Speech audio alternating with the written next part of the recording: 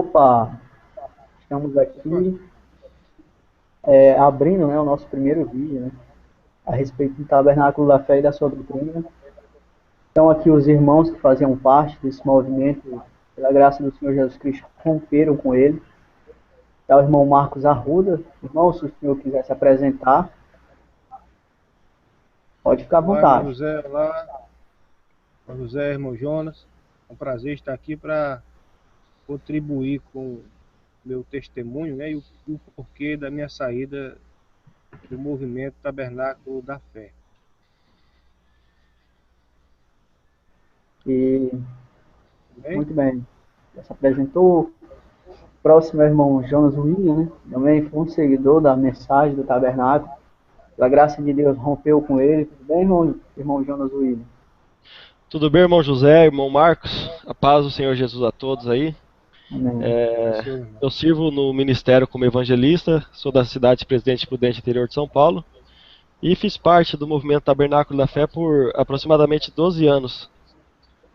Então acho que vai dar para a gente estar falando um pouquinho sobre o que é o Tabernáculo da Fé e sobre quem foi o William Branham. Amém. Amém. Bom, meu nome é José Lima e eu também fui um seguidor da mensagem de William Branham e membro do Tabernáculo da Fé e pela graça de Deus eu rompi com esse movimento e hoje eu voltei aos braços de Cristo, eu voltei a abraçar o Evangelho do nosso Senhor Jesus Cristo.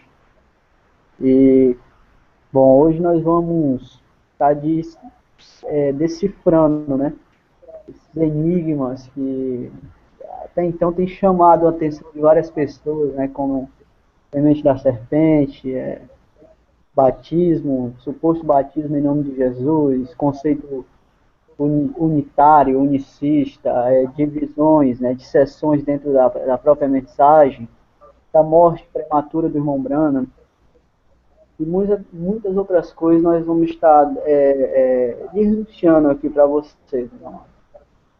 Convido agora o irmão Jonas William a nos falar o porquê, né, a causa do seu rompimento com o tabernáculo da fé. Né? Jonas William pode ficar à vontade para nos falar. Amém, irmãos. Então, como eu disse a princípio, na minha primeira fala, eu fiz parte do Tabernáculo da Fé por aproximadamente 12 anos. Eu fui ungido ao ministério evangelístico pelo meu pastor, o pastor Luiz Mendes. Ele me ordenou no tabernáculo da cidade de Araçatuba e servi fielmente a igreja de Araçatuba, da região, e por onde quer que eu viajava, levando a mensagem que eu cria ser a mensagem que precursaria a vinda de Cristo na Terra. Durante esse período de tempo que fiz parte da mensagem, eu fiz algumas viagens para evangelizar, e em uma dessas viagens eu fui para a cidade de Jandira, e uma irmã foi tomada ali pelo Espírito Santo e num dom profético ela me trouxe uma mensagem em línguas desconhecidas. E falou a mensagem para mim em português. Ela disse que a mim foi dado um cajado nas minhas mãos e para que eu não temesse o que viesse acontecer na minha vida, porque Deus me daria livramento em tudo e que eu pregaria a palavra com justiça, né? Essa irmã, ela chama Irmã Luzia, ela é uma profetisa, eu estou citando a profecia de memória, né? Eu tenho ela escrita aqui. E quando eu vim para Presidente Prudente, eu só soube que ela deu essa mensagem em língua desconhecida porque 3 pessoas que estavam na sala, eles disseram que foram em língua desconhecida, porque eu entendi a mensagem da mesma forma que vocês estão me ouvindo aqui na língua portuguesa, né? E logo que eu vim para Amém. Presidente Prudente, eu me deparei com um vídeo do pregador Kennedy Reagan. E nesse vídeo do Kennedy Reagan, ele fala numa reunião de ministros que ele profetizou sobre a morte de um grande homem que teve um poderoso ministério de cura nos Estados Unidos, que foi o irmão Branham. Então, quando eu ouvi aquilo, eu fiquei chocado. Eu falei, nossa, meu Deus, o homem está falando para ministros, dificilmente ele estaria mentindo. E como aquilo me abalou, eu comecei a investigar. Eu falei, não, vou tentar buscar uma resposta. Falei com o meu pastor, ele não sabia nada disso. Os ministros do Brasil não sabiam nada a respeito dessa profecia. E foi quando eu comecei a falar com alguns irmãos norte-americanos através da internet, né? E investigando isso, para minha surpresa, eu descobri que uma profetisa também pelo nome de Anna Sharder, que o próprio irmão Branham tem ela como uma grande profetisa, né? Inclusive ele reclama a profecia que ela falou a respeito do ministério dele. E essa mulher, o certo é que quando Kennedy Reagan ele teve a sua profecia, e ele falou assim, as profecias devem ser julgadas. Ele foi levar a profecia para o irmão Gordon Lindsay. Ele falou, olha, Gordon Lindsay, eu estava numa reunião da igreja Adonep, dos homens de negócios do evangelho completo, e de repente o Espírito do Senhor veio sobre mim e eu sabia que eu tinha que orar. E quando ele vai para o seu quarto, ele diz, eu preciso orar. Havia alguns homens ali que eram testemunhas desse fato que aconteceu, foi anotado tudo no caderno isso, e o Espírito Santo falando de alguns acontecimentos que surgiriam no cenário da nação norte-americana. Ele fala também aquele que está na frente, destaca do ministério de cura e que atua como profeta será tirado. Satanás destruirá a sua vida, mas ele será salvo. E ele falou assim, olha, a profecia, aquele que está em destaque no ministério de cura, só tem 2 homens, o irmão Branham e o Oral Roberts, mas a profecia disse profeta, então tem que ser o irmão Branham. Quando ele levou essa profecia para o irmão Gordon Lindsay, o irmão Gordon Lindsay, para surpresa dele, falou, olha, irmão Kennedy Reagan, eu tive uma experiência parecida com a sua. Eu estava orando aqui com a minha esposa e de repente o Espírito Santo veio sobre a irmã Ana Charde e no meio da oração ela falou, vai avisar o irmão Branham que ele vai morrer. E disse que ele, a princípio, não deu muita atenção, eles continuaram orando e de novo o Espírito Santo veio sobre a profetisa Ana Charde e ela falou assim, vai avisar o irmão Branham que ele vai morrer porque ele entrou no caminho de John Alexandre Doyle pensando que era Elias. E aí, irmãos, eu comecei a investigar, eu falei, quem foi John Alexandre Doyle?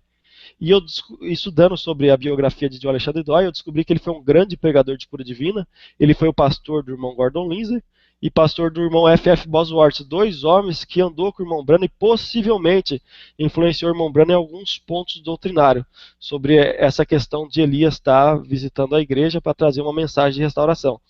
E John Alexandre Doyle foi um grande pregador de cura divina e durante o final do seu ministério ele vestiu um manto porque ele começou a acreditar que ele era o Elias restaurador de Mateus 17. E quando eu comecei a ler as citações que o irmão Branham fazia a respeito de John Alexandre Doyle, eu descobri que o próprio irmão Branham, no início de seu ministério, ele tem a figura de John Alexandre Doyle como John Alexandre Doyle fosse Elias. O irmão Branham, por inferência, numa mensagem, ele fala que John Alexandre Doyle foi o grande mestre da tarde e que profetizou do avivamento que o irmão Branham estava pregando naquele tempo, o qual seria 2 vezes maior que o avivamento de cura que o irmão de Alexandre Doyle realizou. E após ele citar isso, de uma dupla porção do ministério de curar, ele lê a escritura de Elias, deixando o manto para Eliseu nessa mensagem. Então, por inferência, o que ele está dizendo? Que de Alexandre Doyle é Elias, que tinha um poderoso ministério de cura, e que o irmão Branham seria o seu sucessor na terra, sendo o Eliseu com poder maior do espírito de curar. E o irmão Branham, depois que ele fala isso, ele também diz que Satanás pode até destruir a vida de um homem de Deus, mas nunca tira o Espírito de Deus sobre a terra. Eu falei, peraí, o irmão Branham está querendo dizer que John Alexandre Doyle é Elias, é o grande doutor da tarde, como ele alega em suas mensagens, e que ele profetizou que o irmão Branham teria um ministério de cura muito maior do que o dele? Aí eu comecei a analisar. Aí, com o decorrer dos anos, eu descobri que após o irmão Branham usar a figura de John Alexandre Doyle para se projetar como um grande pregador de cura divina no mundo, eu descobri que no final do ministério do irmão Branham, a partir da década de a partir de 58, o irmão Branham começou a dizer que ele era o Elias que havia de vir. É claro que a gente pode dizer, ele nunca disse isso claramente, mas nós entendemos que ele disse isso por inferência. Porque quando nós damos a descrição de um personagem, ele se enquadra perfeitamente com aquilo, a gente tem que dizer que é ele. Então o irmão Branham, ele alegando que ele agora é o Elias que havia de vir, depois de por tantos anos usar o nome e da figura respeitada de John Alexandre Doyle, como grande pregador de cura divina que ele foi, depois o irmão Branham começa, de certa forma, a atacar pedra em John Alexandre Doyle e dizer que ele foi apenas um personificador carnal e que ele agora seria o Elias que havia de vir. Então, quando eu comecei a analisar essas coisas, julguei a profecia de Kennedy Reagan, a profecia da irmã Ana Charde, eu falei, peraí, calma aí, o irmão Branham está fazendo o quê? Ele começou a usar a figura de um Alexandre Doyle, dizendo que é Elias, agora está dizendo que é ele. Aí, quando eu fui descobrir as supostas revelações que nós temos, que o irmão Branham pregou, que é aquilo que ele toma como mensagem, muitos cristãos, até o Tabernáculo da Fé, não sabem diferenciar o que é que o irmão Branham pregou, que é o seu ministério de cura, e o que é que ele chamou de mensagem.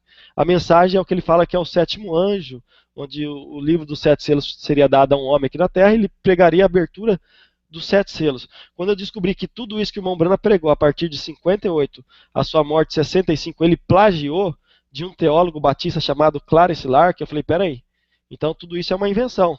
Mas e o caso da nuvem? Eu comecei a investigar o caso da nuvem misteriosa que ele alega, que antes dele pegar os 7 selos, apareceu para ele 7 anjos e comissionou ele para pregar sobre os 7 selos. E o que acontece? eu descobri que ele não estava no dia da nuvem misteriosa. A nuvem foi fotografada no dia 28 de fevereiro. O irmão Branham estava numa igreja batista em Houston pregando, do pregador Best, e o irmão Branham só foi para a caçada da javalina, quando ele subiu no monte, que ele alega ter estado no mesmo dia que a nuvem, por volta do dia 8 de março. Quer dizer, 8 dias antes, e 28 de fevereiro, a nuvem já havia sido fotografada. O irmão Branham só faz menção da nuvem no dia por volta do mês de junho, quer dizer, por todo esse tempo ele pegou vários sermões, nunca havia falado daquilo. Quando ele vê essa nuvem numa revista, que o irmão dá para ele pega e fala, olha, eu não sei o que é isso, só que de repente ele começa a dizer que aquela nuvem apareceu para vindicar a sua mensagem. E investigando as literaturas de irmão Branham, descobri que antes dele anunciar que apareceu 7 anjos para ele, essa profecia ela sofreu uma alteração, porque na mensagem de reprovação por causa da palavra, ele afirma por várias vezes ali que ele pensou que a visão seria a morte dele, porque ele ouviu um grande estrondo, só que não poderia ser a morte dele, porque apareceram 5 poderosos anjos. E ele falou uma vez que 5 é o número de graça, ele usa de numerologia, porque o nome de Jesus tem 5 letras. Se a gente fosse falar, acho que Satanás também tem 5 letras, né? Não quero entrar muito nessas questões. Só que ele disse que seria o número de graça, por isso ele morreria, e ele anuncia que 5 anjos apareceram para ele. Depois que ele conversa sobre essa visão com o irmão Livile, o Livile diz isso na mensagem do profeta do século XX, e nós entendemos que Deus queria que o irmão Branham pregasse os 7 selos. Agora fala para mim, quem que entende, através de uma visão, de que um homem está caçando no monte, ele ouve um barulho, que é mais parecido com as matérias de jornais, sei lá, que foi um avião sônico, que passou pela cidade, né? Mas vou julgar isso aí. O homem está no monte caçando, ele ouve um estrondo, ele está tirando o carrapicho de sua perna, e de repente ele imagina que vai pregar, como que supõe que vai pregar sobre 7 selos? Só que interessante, depois que o irmão Branham tem essa conversa com o irmão Livile, de que eles entenderam ou deduziram que Deus queria que ele pregasse sobre os 7 selos, o irmão Branham altera essa visão que ele teve, relatando anteriormente que 5 anjos apareceram para ele, e ele começa a falar que apareceram 7 anjos.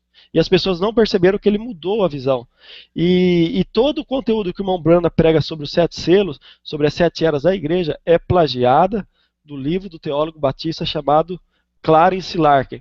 Então, quando eu descobri isso, que o irmão Branham não estava no dia da nuvem, que ele plagiou tudo esse material que nós temos como uma mensagem, a suposta terceira etapa, que seria vindicado com a visão da tenda, que ninguém do tabernáculo da fé sabe explicar, porque na visão da tenda, o irmão Branham fala que na visão ele estava fazendo chamada de altar, e tinha uma multidão de pessoas em volta do altar, e a coluna de fogo, que segundo ele apareceu naquela fotografia, ela foi para um quartinho, e daquele quartinho pessoas entravam lá sem braço, sem perna, e eram restaurados, e a voz falou assim para ele, eu te encontrarei ali, e essa será a terceira etapa de seu ministério. O interessante é que o irmão Branham estava fazendo chamada de altar nessa visão. E essa visão nunca se cumpriu, porque em 65 o irmão Branham ainda diz que de todos os assim do Senhor que eu tenho dito, só existe um que não se cumpriu. Ele mesmo diz isso. E é aquela visão da tenda, onde eu estarei fazendo chamada de altar, e eu vou comprar uma tenda, vou sair pregando por aí, realizando pregação de cura divina, e o poder da palavra falada estará sendo vindicado, como nunca antes foi visto. Por que eu deduzo que o irmão Branham começou a forjar essa profecia, como as 7 visões também que eu examinei, e todas foram dadas após os eventos acontecerem e sofreram grandes alterações através dos tempos. O irmão Branham começa a falar sobre ele ser vindicado porque, a princípio no seu ministério, os pentecostais, eles patrocinava as campanhas do irmão Branham. Só que quando o irmão Branham começou a pregar alguns pontos doutrinários que iam em divergência com a Bíblia, tais como os combater a Trindade, a semente da serpente, 7º anjo, um Elias para a igreja, porque biblicamente nós não temos isso para a igreja, uma vez que a igreja de Cristo ela assume o lugar de Cristo na terra sendo o seu corpo, toda a unção que estava em Cristo está derramada sobre ela. Tiago, falando da oração de um justo, ele fala que a oração de um justo pode muito em seus efeitos. Ele vai tomar Elias como exemplo, dizendo que ele era um homem sujeito às mesmas paixões que nós. O que Tiago quer dizer com isso? Que hoje você e eu podemos vestir a capa de Elias e fazer aquilo que ele fez. Pois bem, o irmão Branham, quando ele começa a ver homens como Telly Osborne, Oral Roberts, Jack Coe e vários homens tendo um grande sucesso no Ministério da Cura e pregando de forma mais eloquente que ele, o irmão Branham começa a colocar supostas visões e chamar esses homens de personificadores carnais, comparar eles até com Billy Graham e Oral Roberts como se eles fossem 2 anjos que foram para Sodoma e que ele foi Elohim, que ficou com Abraão. Isso tem trazido uma idolatria no meio do povo de Deus, que misericórdia, pessoas têm chamado Branham como se ele fosse o próprio Deus. E a profecia de Kennedy Reagan diz que Deus tiraria ele da terra porque ele daria um passo em falso. E é interessante que, em uma das visões que Mombrana também relata, ele fala que ele teve a visão de uma cobra chamada Mamba. E nessa cobra chamada Mamba, ele diz que estava ligado ao espírito de idolatria no seu ministério, onde na mensagem A Serpente Ferida, as pessoas começaram a batizar em seu nome, e ele diz assim, e na visão, eu feria a serpente, mas eu não matava ela. Mas Deus disse para ele que ele poderia fazer o que quisesse com ela. Aí eu pergunto, se Deus falou assim, a ti foi dado poder sobre ela para fazer o que quiseres, mas eu quero mais sinceridade de ti. Uma vez que Deus pede mais sinceridade para Mombrana, nós entendemos que em alguma área da vida dele ele não estava sendo mais sincero.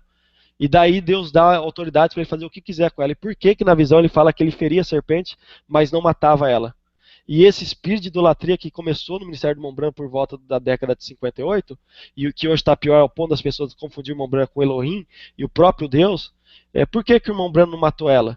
Porque ele começou a mentir, e uma pessoa que começa a mentir, diante de Deus, ele começa a perder a sua autoridade no mundo espiritual.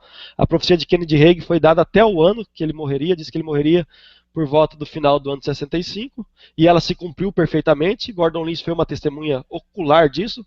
A esposa do Gordon Lindsay narrou tudo isso num livro chamado Segredos do Meu Diário. Ela começa a falar de coisas que Gordon Lindsay não falou ao público, o seu esposo, e ela começaria a contar esses segredos ao público. Então ela publicou esse livro, e lá ela fala que o Kennedy Hagin foi na casa dela e disse que o irmão Branham ia morrer. Então a profecia foi julgada. Temos testemunha na Shard, a esposa do Gordon Lindsay, ele, Kennedy Hagin, as pessoas que estavam com ele, se cumpriu perfeitamente.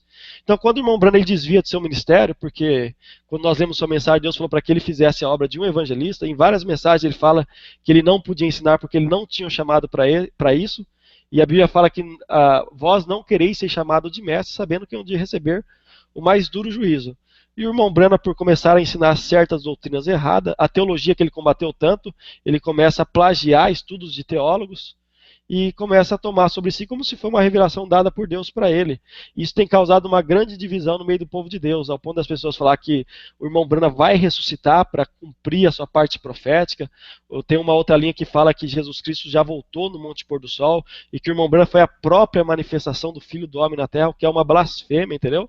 E tem surgido todo tipo de movimento que é dividido dentro do Tabernáculo da Fé.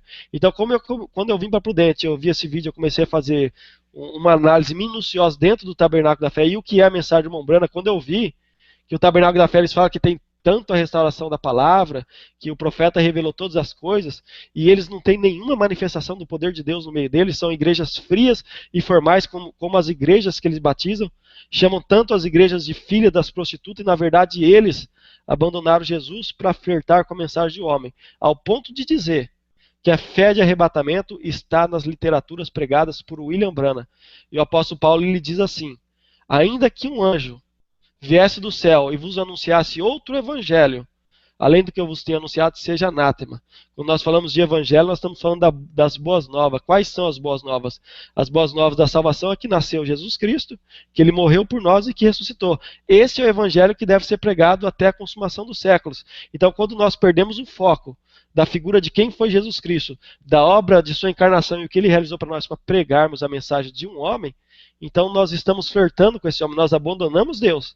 E estamos, vamos falar assim, de certa forma, apaixonadinhos por ministério de um homem, sem nós nunca nem mesmo ter conhecido ele. E nós fazendo essa análise de forma honesta, não só pelo que o irmão Branham disse, mas pelo que as pessoas que viveram perto do ministério dele relatou o que aconteceu. Então nós temos a história documentada do que foi história.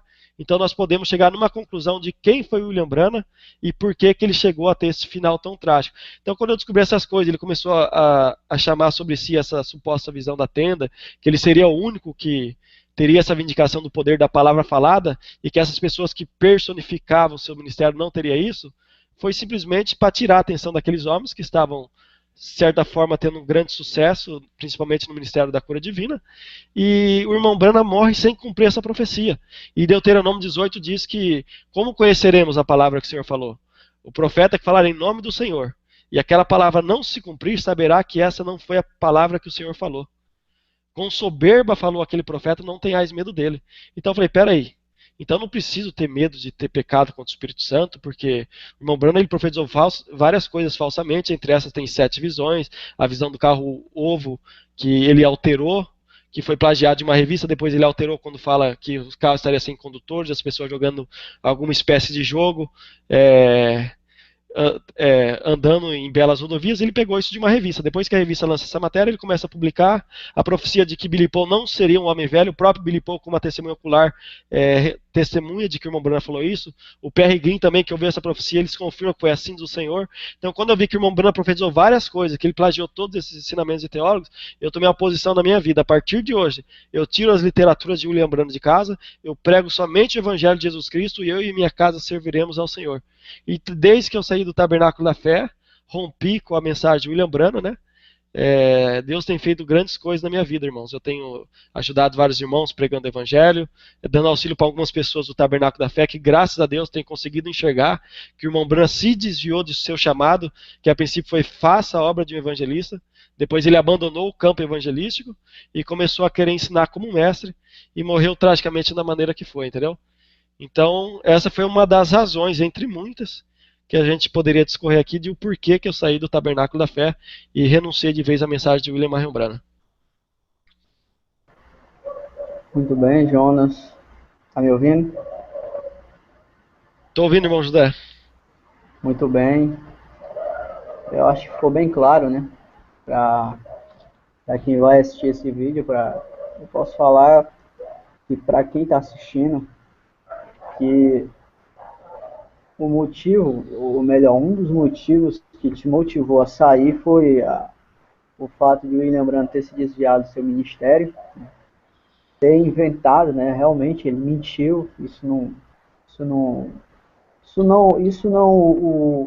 como é que se diz, o diminui nem muito aumenta. Na verdade, ele como homem realmente deveria mentir, não tem para onde correr. E também vale salientar que você tem todas as provas, né, que você está alegando, você não está falando isso boca para fora. Você tem provas disso que você está falando, não é verdade, irmão João?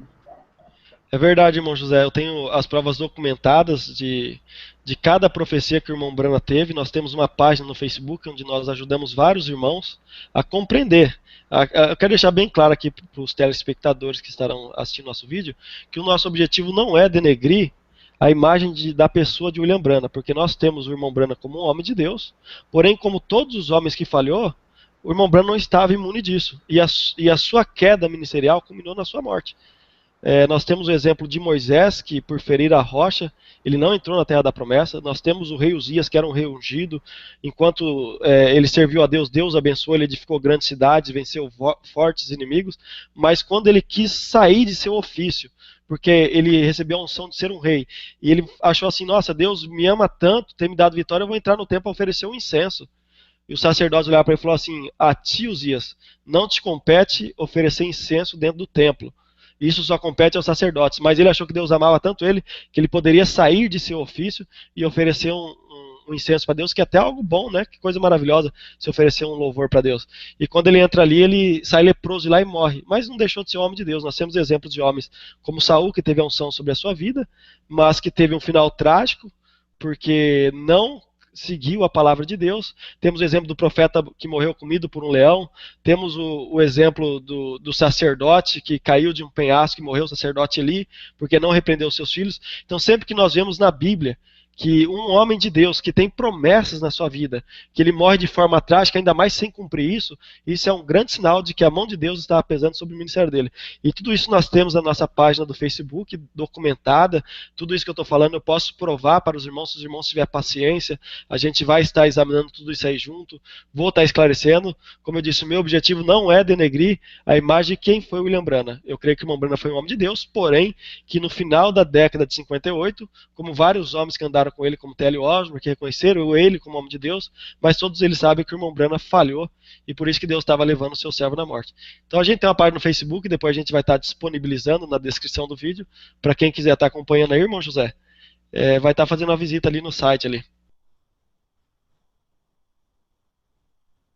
E também vale salientar que sempre quando pudermos vamos fazer reuniões aqui, né, entre a gente para se discutir esses tópicos, né, a respeito da mensagem de William Branham, a respeito do Tabernáculo da Fé em geral. Não vamos aqui citar nome de pastores porque respeitamos a integridade dos mesmos e acredito eu e os próprios membros que vão se reunir aqui conosco, né, que isso seria uma falta de ética da nossa parte. O nosso ponto aqui não é atacar a integridade das pessoas, mas apenas expor o erro aonde elas se encontram, né, o erro a qual elas professam, a fé a qual elas professam. Né. Me compreendendo, irmão? Amém, é isso mesmo, irmão José. Nosso objetivo é esse mesmo, mostrar para as pessoas que elas abandonaram o Evangelho de Jesus Cristo e hoje servem a um homem. Essa é a razão que tem tirado o Espírito Santo do meio do povo. Algo interessante que a Bíblia nos traz à memória, Paulo ele fala, não desprezeis as profecias, não apagais o Espírito Santo. Quando as pessoas elas desprezam as profecias, que é um dos 9 dons que Jesus Cristo tem colocado no seu corpo, elas acabam apagando o Espírito Santo dentro da igreja. E Provérbios fala, não havendo profecia, o povo se corrompe. Uma das grandes razões e a certeza que me dá de que o movimento Tabernáculo da Fé é um movimento corrompido é porque não tem dom de profecia no meio deles. E profecia sempre é colocada no corpo de Cristo para denunciar o pecado de pastores que está oculto. Os pastores do Tabernáculo da Fé eles gostam muito de falar que prega contra o denominacionalismo e que eles não são uma denominação, só que quando nós vamos olhar um pastor que ele tem um campo extenso e que ele lidera todo esse campo, que ele recebe dízimo de todos eles, dizer que isso não é um espírito nicolaíta é um grande equívoco. Então, quando nós temos dentro da igreja dons de profecia, então o Espírito Santo opera ali para poder denunciar o pecado e trazer uma correção no meio do corpo de Cristo. Então, não havendo profecia, o povo se corrompe. Uma das grandes razões que eu acredito que o Tabernáculo da Fé está corrompido é por causa disso, porque eles vivem na sombra de um homem que já morreu, falando do que Deus fez através de William Branham, o grande avivamento, e nunca olham para o que ele pregou, só olham para o ministério de cura, falando, olha, nunca um homem atuou como ele, mas os dons e a manifestação de uma pessoa não é critério para nós julgarmos o grau de espiritualidade que ela tem diante de Deus. O que nós julgamos é caráter, e dom é o que Deus dá para nós. Agora, frutos do Espírito é o que nós oferecemos e damos para Deus por aquilo que Ele nos tem dado. Então, é essas coisas que nós julgamos, entendeu, irmão José?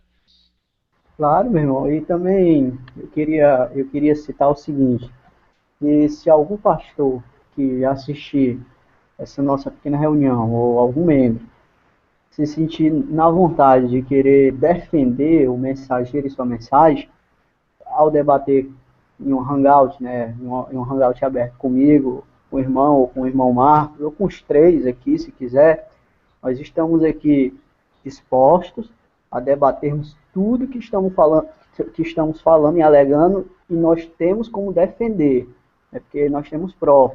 É verdade, irmão Jonas? Amém. Tudo que nós falamos, nós sustentamos. É interessante que eles falam que nós queremos denegrir o irmão Branham, apesar de nós não termos esse objetivo, mas eles levantam. Ok.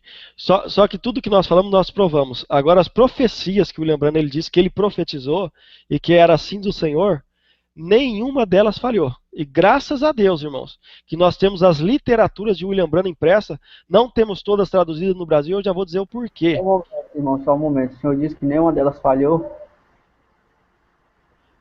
Sim, as pessoas do Tabernáculo da Fé, elas dizem que o irmão Branham tem milhares de assim do Senhor e nenhum deles falhou. Só que quando nós vamos examinar os assim do Senhor do irmão Branham, eu desafio o pessoal do Tabernáculo da Fé a mostrar que as profecias de William Branham se cumpriu. Nós temos a nossa página aberta, nós convidamos bastantes pessoas, é uma página democrática, as pessoas vão ter tempo, ninguém vai entrar lá para discutir, nós queremos chegar num consenso e fazer, de certa forma, uma biografia honesta da vida de William Branham, diferente dos apologistas que tem no Brasil, irmão José, que falam, o irmão Branham foi um falso profeta, isso, nós não reconhecemos isso, irmão. Nós reconhecemos que o irmão Branham foi um grande homem de Deus, que teve dons poderosos que atuaram no ministério dele, mas que ele foi dito que fizesse a obra de um evangelista. Nunca que fizesse o chamado de um pastor e mestre que ele assumiu, e por razão de sua rejeição, ele vai falar isso na mensagem a brecha, parado na brecha, ele fala ali que por causa de os pentecostais ter rejeitado o ministério dele, ele acabou criando um complexo na vida dele. Ele fala, irmãos, orem por mim, porque eu não posso mais pregar para eles. Deus mandou, mas eu não posso ser hipócrita. Eu estou com complexo. Ele mesmo fala, ele declara isso, ele abre o coração nessa mensagem. Só que parece que esse complexo que o irmão Branham acabou criando dentro do seu coração nunca foi sarado. Infelizmente, ele se restringiu ao Tabernáculo Branham em Jeffersonville, parou de pregar mundialmente. Ele falou sobre o assim do Senhor de voltar para a África e ia pregar para mais de 300 mil pessoas. Não se cumpriu essa profecia também. Ele vai fazer menção dela em 1964 e o irmão Branham nunca mais voltou para a África.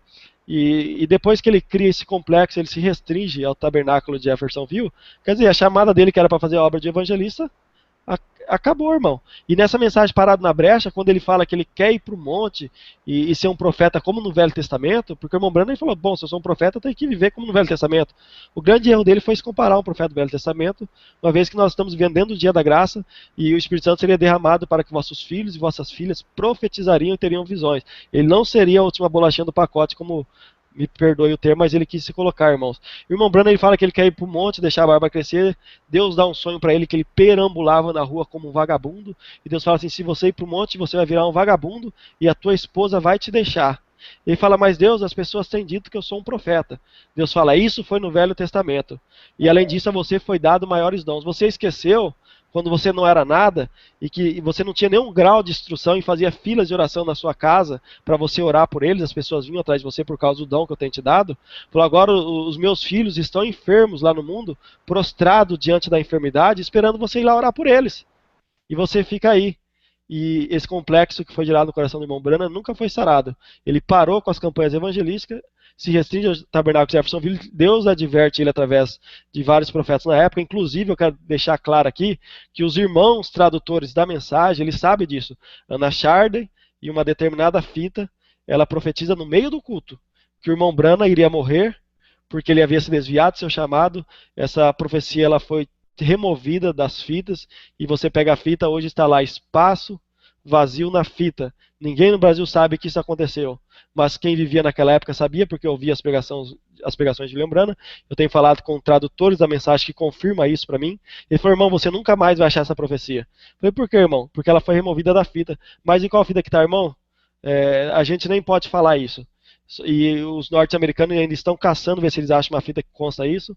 Mas o que eu quero deixar claro para os irmãos é que as pessoas, nem todas, mas grandes pessoas que conhecem a história de William Branham e o que culminou na sua queda naquele trágico acidente, elas não são honestas quanto ao trazer uma biografia real de quem foi o William Branham, qual o chamado dele e por que ele teve esse fim tão trágico, irmão José. Antes de perguntarmos ao senhor, para que o senhor fale um pouco sobre as profecias que falharam, pelo menos algumas delas, eu queria falar agora com o irmão Marcos, dirigir a palavra para o irmão Marcos Arruda, para que ele nos diga o seu motivo, né, o que culminou para que ele rompesse com o Tabernáculo da Fé e o movimento Branham. Irmão Marcos Arruda, o senhor está me ouvindo? Ele está com o microfone desligado, Jonas. Irmão Marcos Arruda tem um microfone bem aí nessa foto do senhor. Você pode clicar nesse microfone para o senhor poder falar?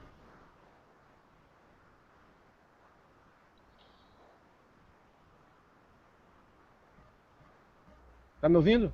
Então somos sim, senhor. Então, eu poderia falar para nós, contar para nós o porquê que o senhor rompeu o Tabernáculo da Fé, irmão Marcos Arruda. O senhor foi até pastor do tabernáculo? Eu fui... Primeiramente, comecei a minha vida cristã na Igreja Deus e Amor, né? No ano de 1991, eu aceitei a Cristo na Deus e Amor.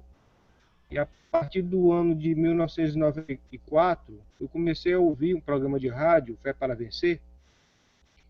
E aquele programa de rádio realmente me seduziu, né? Porque falava, né, de um profeta que Deus havia enviado nesta era final e que esse profeta havia revelado os 7 selos do livro do Apocalipse, as 7 eras da igreja, as 70 semanas de Daniel. Havia também explicado, revelado sobre a questão lá do pecado original, né, a semente da serpente. E todos os mistérios que estavam escondidos na Bíblia havia sido revelado nos dias da voz desse profeta. Então aquilo realmente me seduziu, sabe? E por 4 anos eu estudei a mensagem do irmão Branham, ouvi bastante a mensagem pelo rádio, que era pregado por um determinado pastor do tabernáculo. E quando foi no ano de 98, eu fui batizado, né, no tabernáculo, em nome de Jesus Cristo. Já havia sido batizado na igreja anterior, né, a qual eu congregava. E em 98 eu me batizei em nome de Jesus Cristo, porque também passei a crer que o batismo verdadeiro era aquele lá de Atos 2:38, né, e que o profeta, irmão Brana, havia restaurado também a questão do batismo. E de 98 até o ano de 2014, né, esse ano agora, nós estamos vivendo, eu caminhei com essa mensagem, crendo que ela realmente era a restauração de tudo. Mas quando conversando, né, com o irmão Jonas William, conversando também com você, irmão José, e vendo também algumas páginas da internet que fala das profecias do irmão Brana que falhou, né, e de erros também doutrinário dele. Isso realmente me chocou, sabe? A princípio eu não queria ver, não queria acreditar, mas depois eu buscando informação, estudando esses sites, essas páginas, e conversando com o irmão Jonas, eu realmente compreendi que o irmão Brana realmente ele não era, de forma alguma, o sétimo anjo de Apocalipse 10:7, o Elias de Malaquias 4, 5 e 6, e assim por diante. Porque eu percebi, né, está claro, que o irmão Brana ele plagiou as eras da igreja do teólogo batista do Clarence Lark, né, que ensinava já as eras da igreja da forma que o irmão Brana ensinou em 1920, 1919, antes mesmo do irmão Brana começar a pregar. O Dr. Lark já ensinava já o que foi o primeiro selo, o quinto selo, as almas debaixo do altar, o primeiro selo, o cavaleiro do cavalo branco, né? O irmão Brana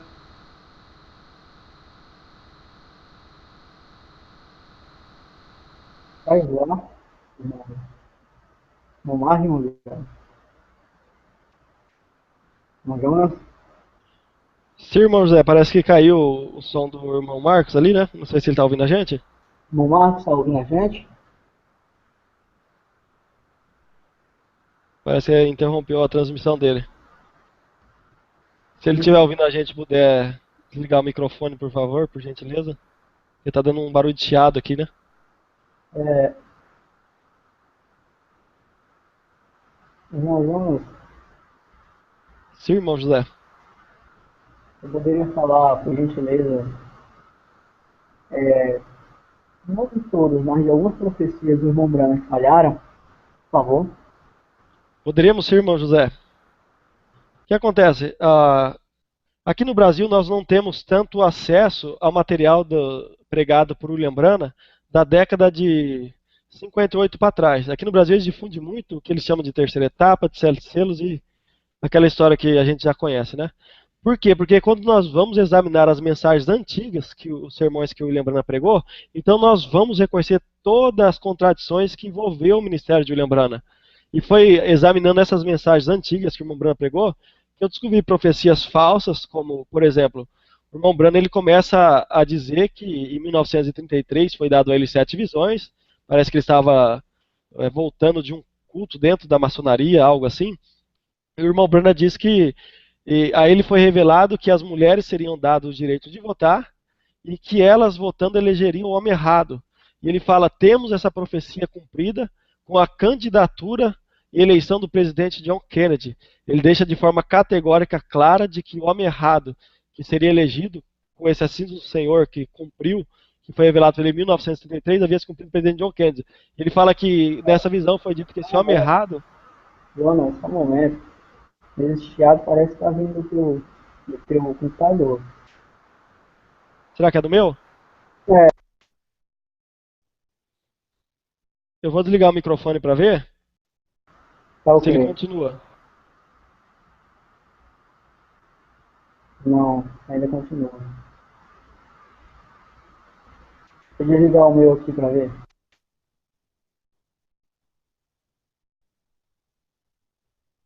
Vou. Felipe, achando ainda mesmo do meu. Estranho, né? É. Fazer o seguinte, eu vou dar um pause nesse Hangout, depois a gente edita o vídeo, né? E eu abro outra página aqui que o irmão acha. Pode ser. Então vou passar o link para os irmãos então. Tá ok. Ah, parece que parou agora. Ô, Parou, irmão. parou. Ô, E irmão. aí, irmão? Tá me Opa, ouvindo? irmão. Irmão Marco, pode continuar que é um bate-papo, então não tem muito problema não. A gente pode ficar batendo papo na boa. Ô Marco, Tudo você bem, tá me pode. ouvindo?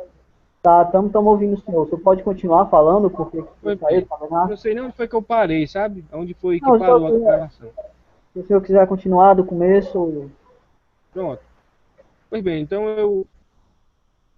o meu começo foi, eu comecei a minha vida cristã na Deus e Amor, né, em 91.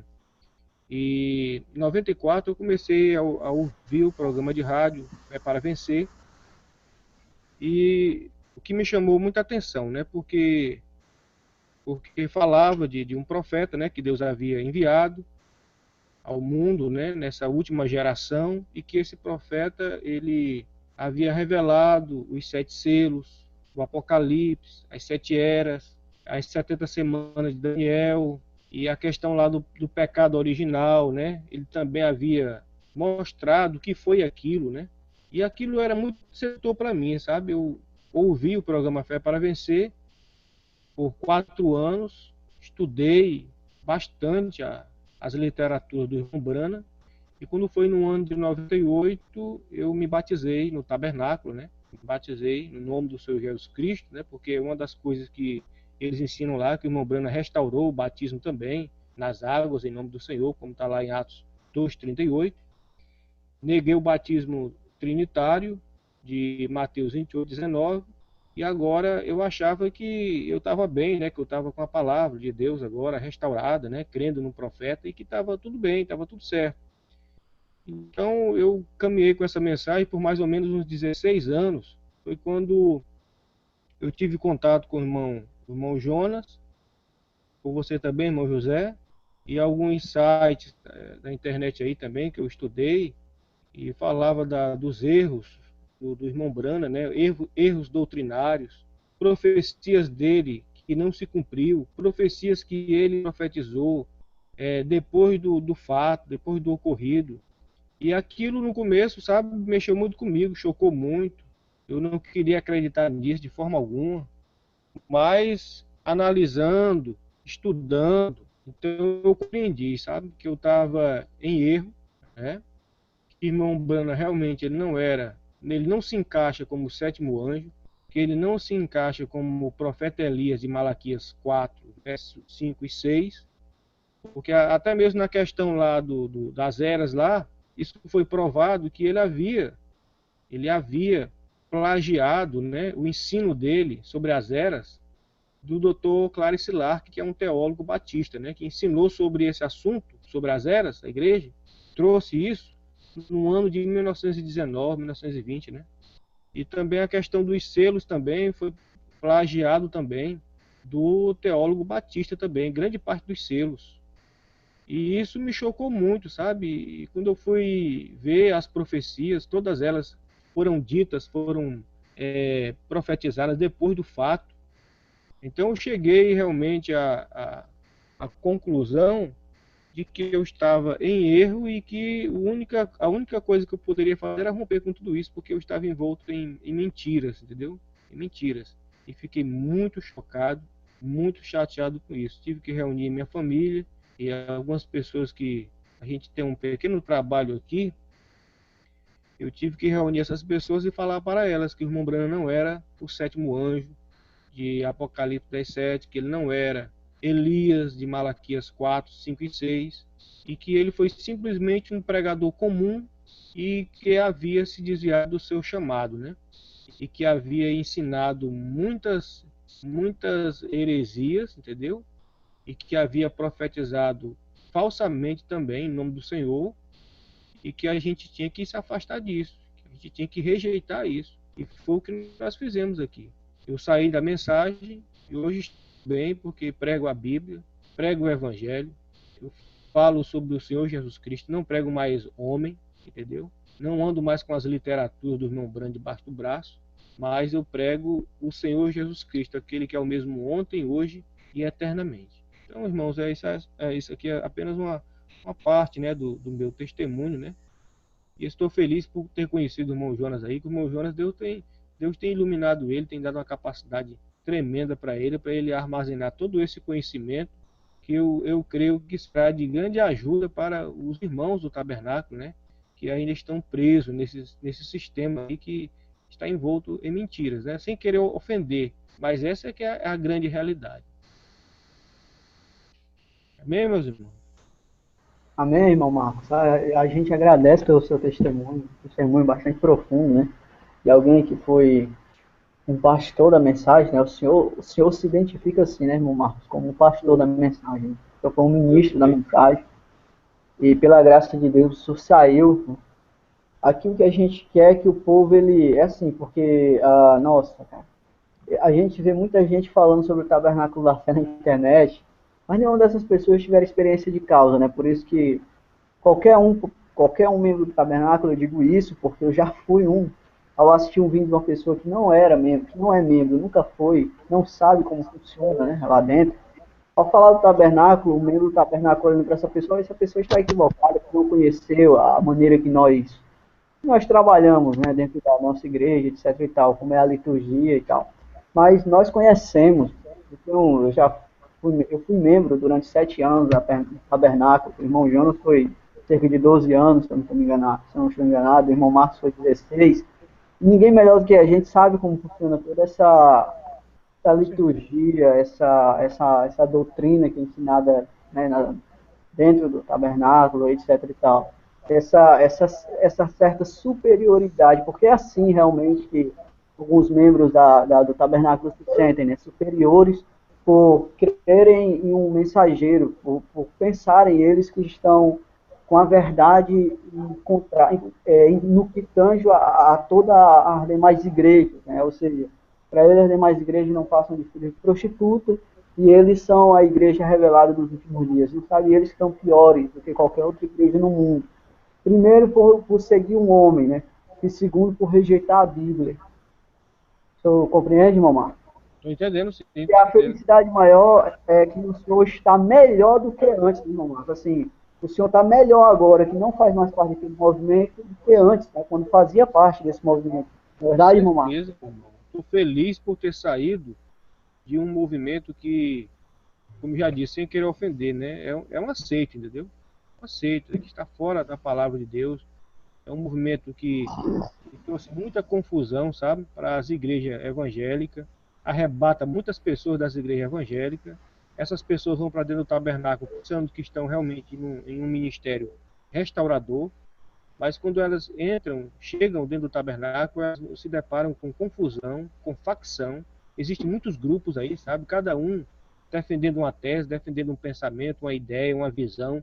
E todas essas teses, pensamentos, visões que cada grupo tem é baseado na própria literatura do irmão Brando, entendeu? Porque o irmão Brando, ele se confundiu muito. Ele ensinava uma coisa aqui, depois estava ensinando uma outra coisa ali, entendeu? Dizia uma coisa, depois dizia que não tinha dito aquilo. Então, é uma confusão a mensagem do irmão Brando, entendeu? Infelizmente, ele realmente não foi chamado para ensinar, né? E quando ele tomou para si esse ofício, trouxe toda essa confusão que hoje tomou conta do mundo, né? Uma realidade, né, irmão Marcos? Uma realidade. Ele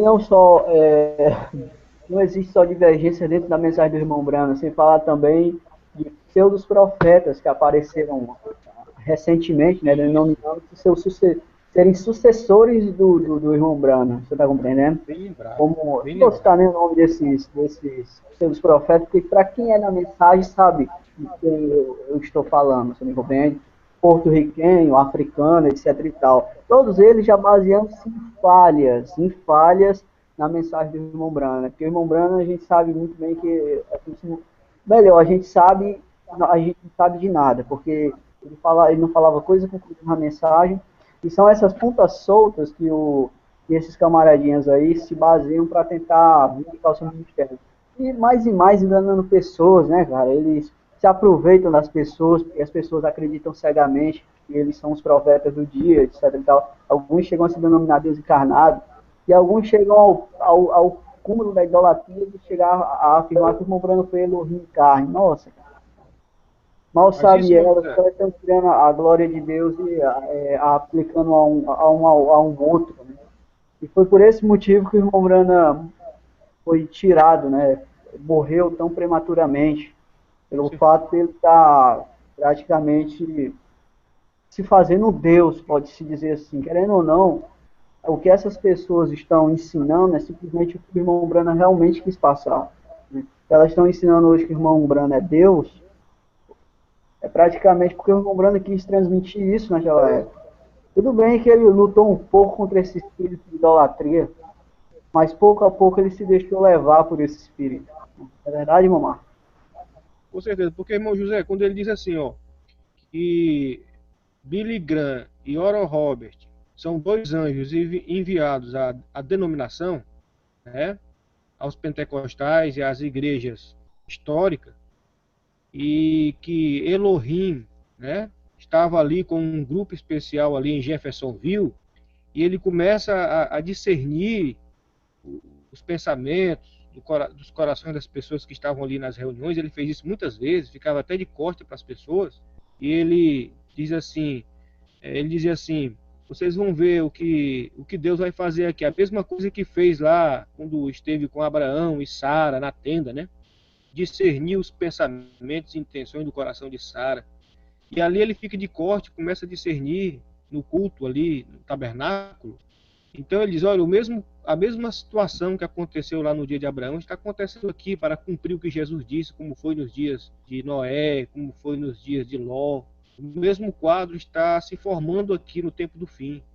Ele está querendo dizer ali, José, que ele, com toda certeza, ele está querendo dizer ali para as pessoas que ele é Elohim, que ele é Deus em carne, que é Deus novamente em dois pés andando no meio do povo, entendeu? Então, é por isso que nasceu toda essa idolatria em torno do irmão Brana. Foi porque ele mesmo, como você falou aí, ele mesmo deixou que as pessoas compreendessem essas coisas dessa forma, entendeu?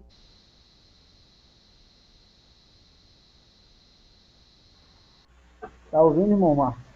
Estou ouvindo, sim. Pois é, rapaz. Irmão Jonas, a gente queria que você falasse um pouco sobre as profecias, ou algumas das profecias que não se cumpriram. Você poderia nos dar esse prazer de ouvi-lo mais uma vez? Poderia sim, irmão, graças a Deus. Como eu disse, irmãos, aqui no Brasil, nós não temos acesso a todas as literaturas pregadas por William Brana. E eu tenho o meu pensamento hipotético, vamos dizer, de o porquê que os irmãos não traduzem as mensagens pregadas por William Brana de 58 para trás. Tem poucas. Mas se nós formos ver todas essas mensagens, nós vamos traçar um cronograma do que o irmão Brana pregou em cada tempo, do que foi cada profecia, as alterações que elas sofreram, entendeu?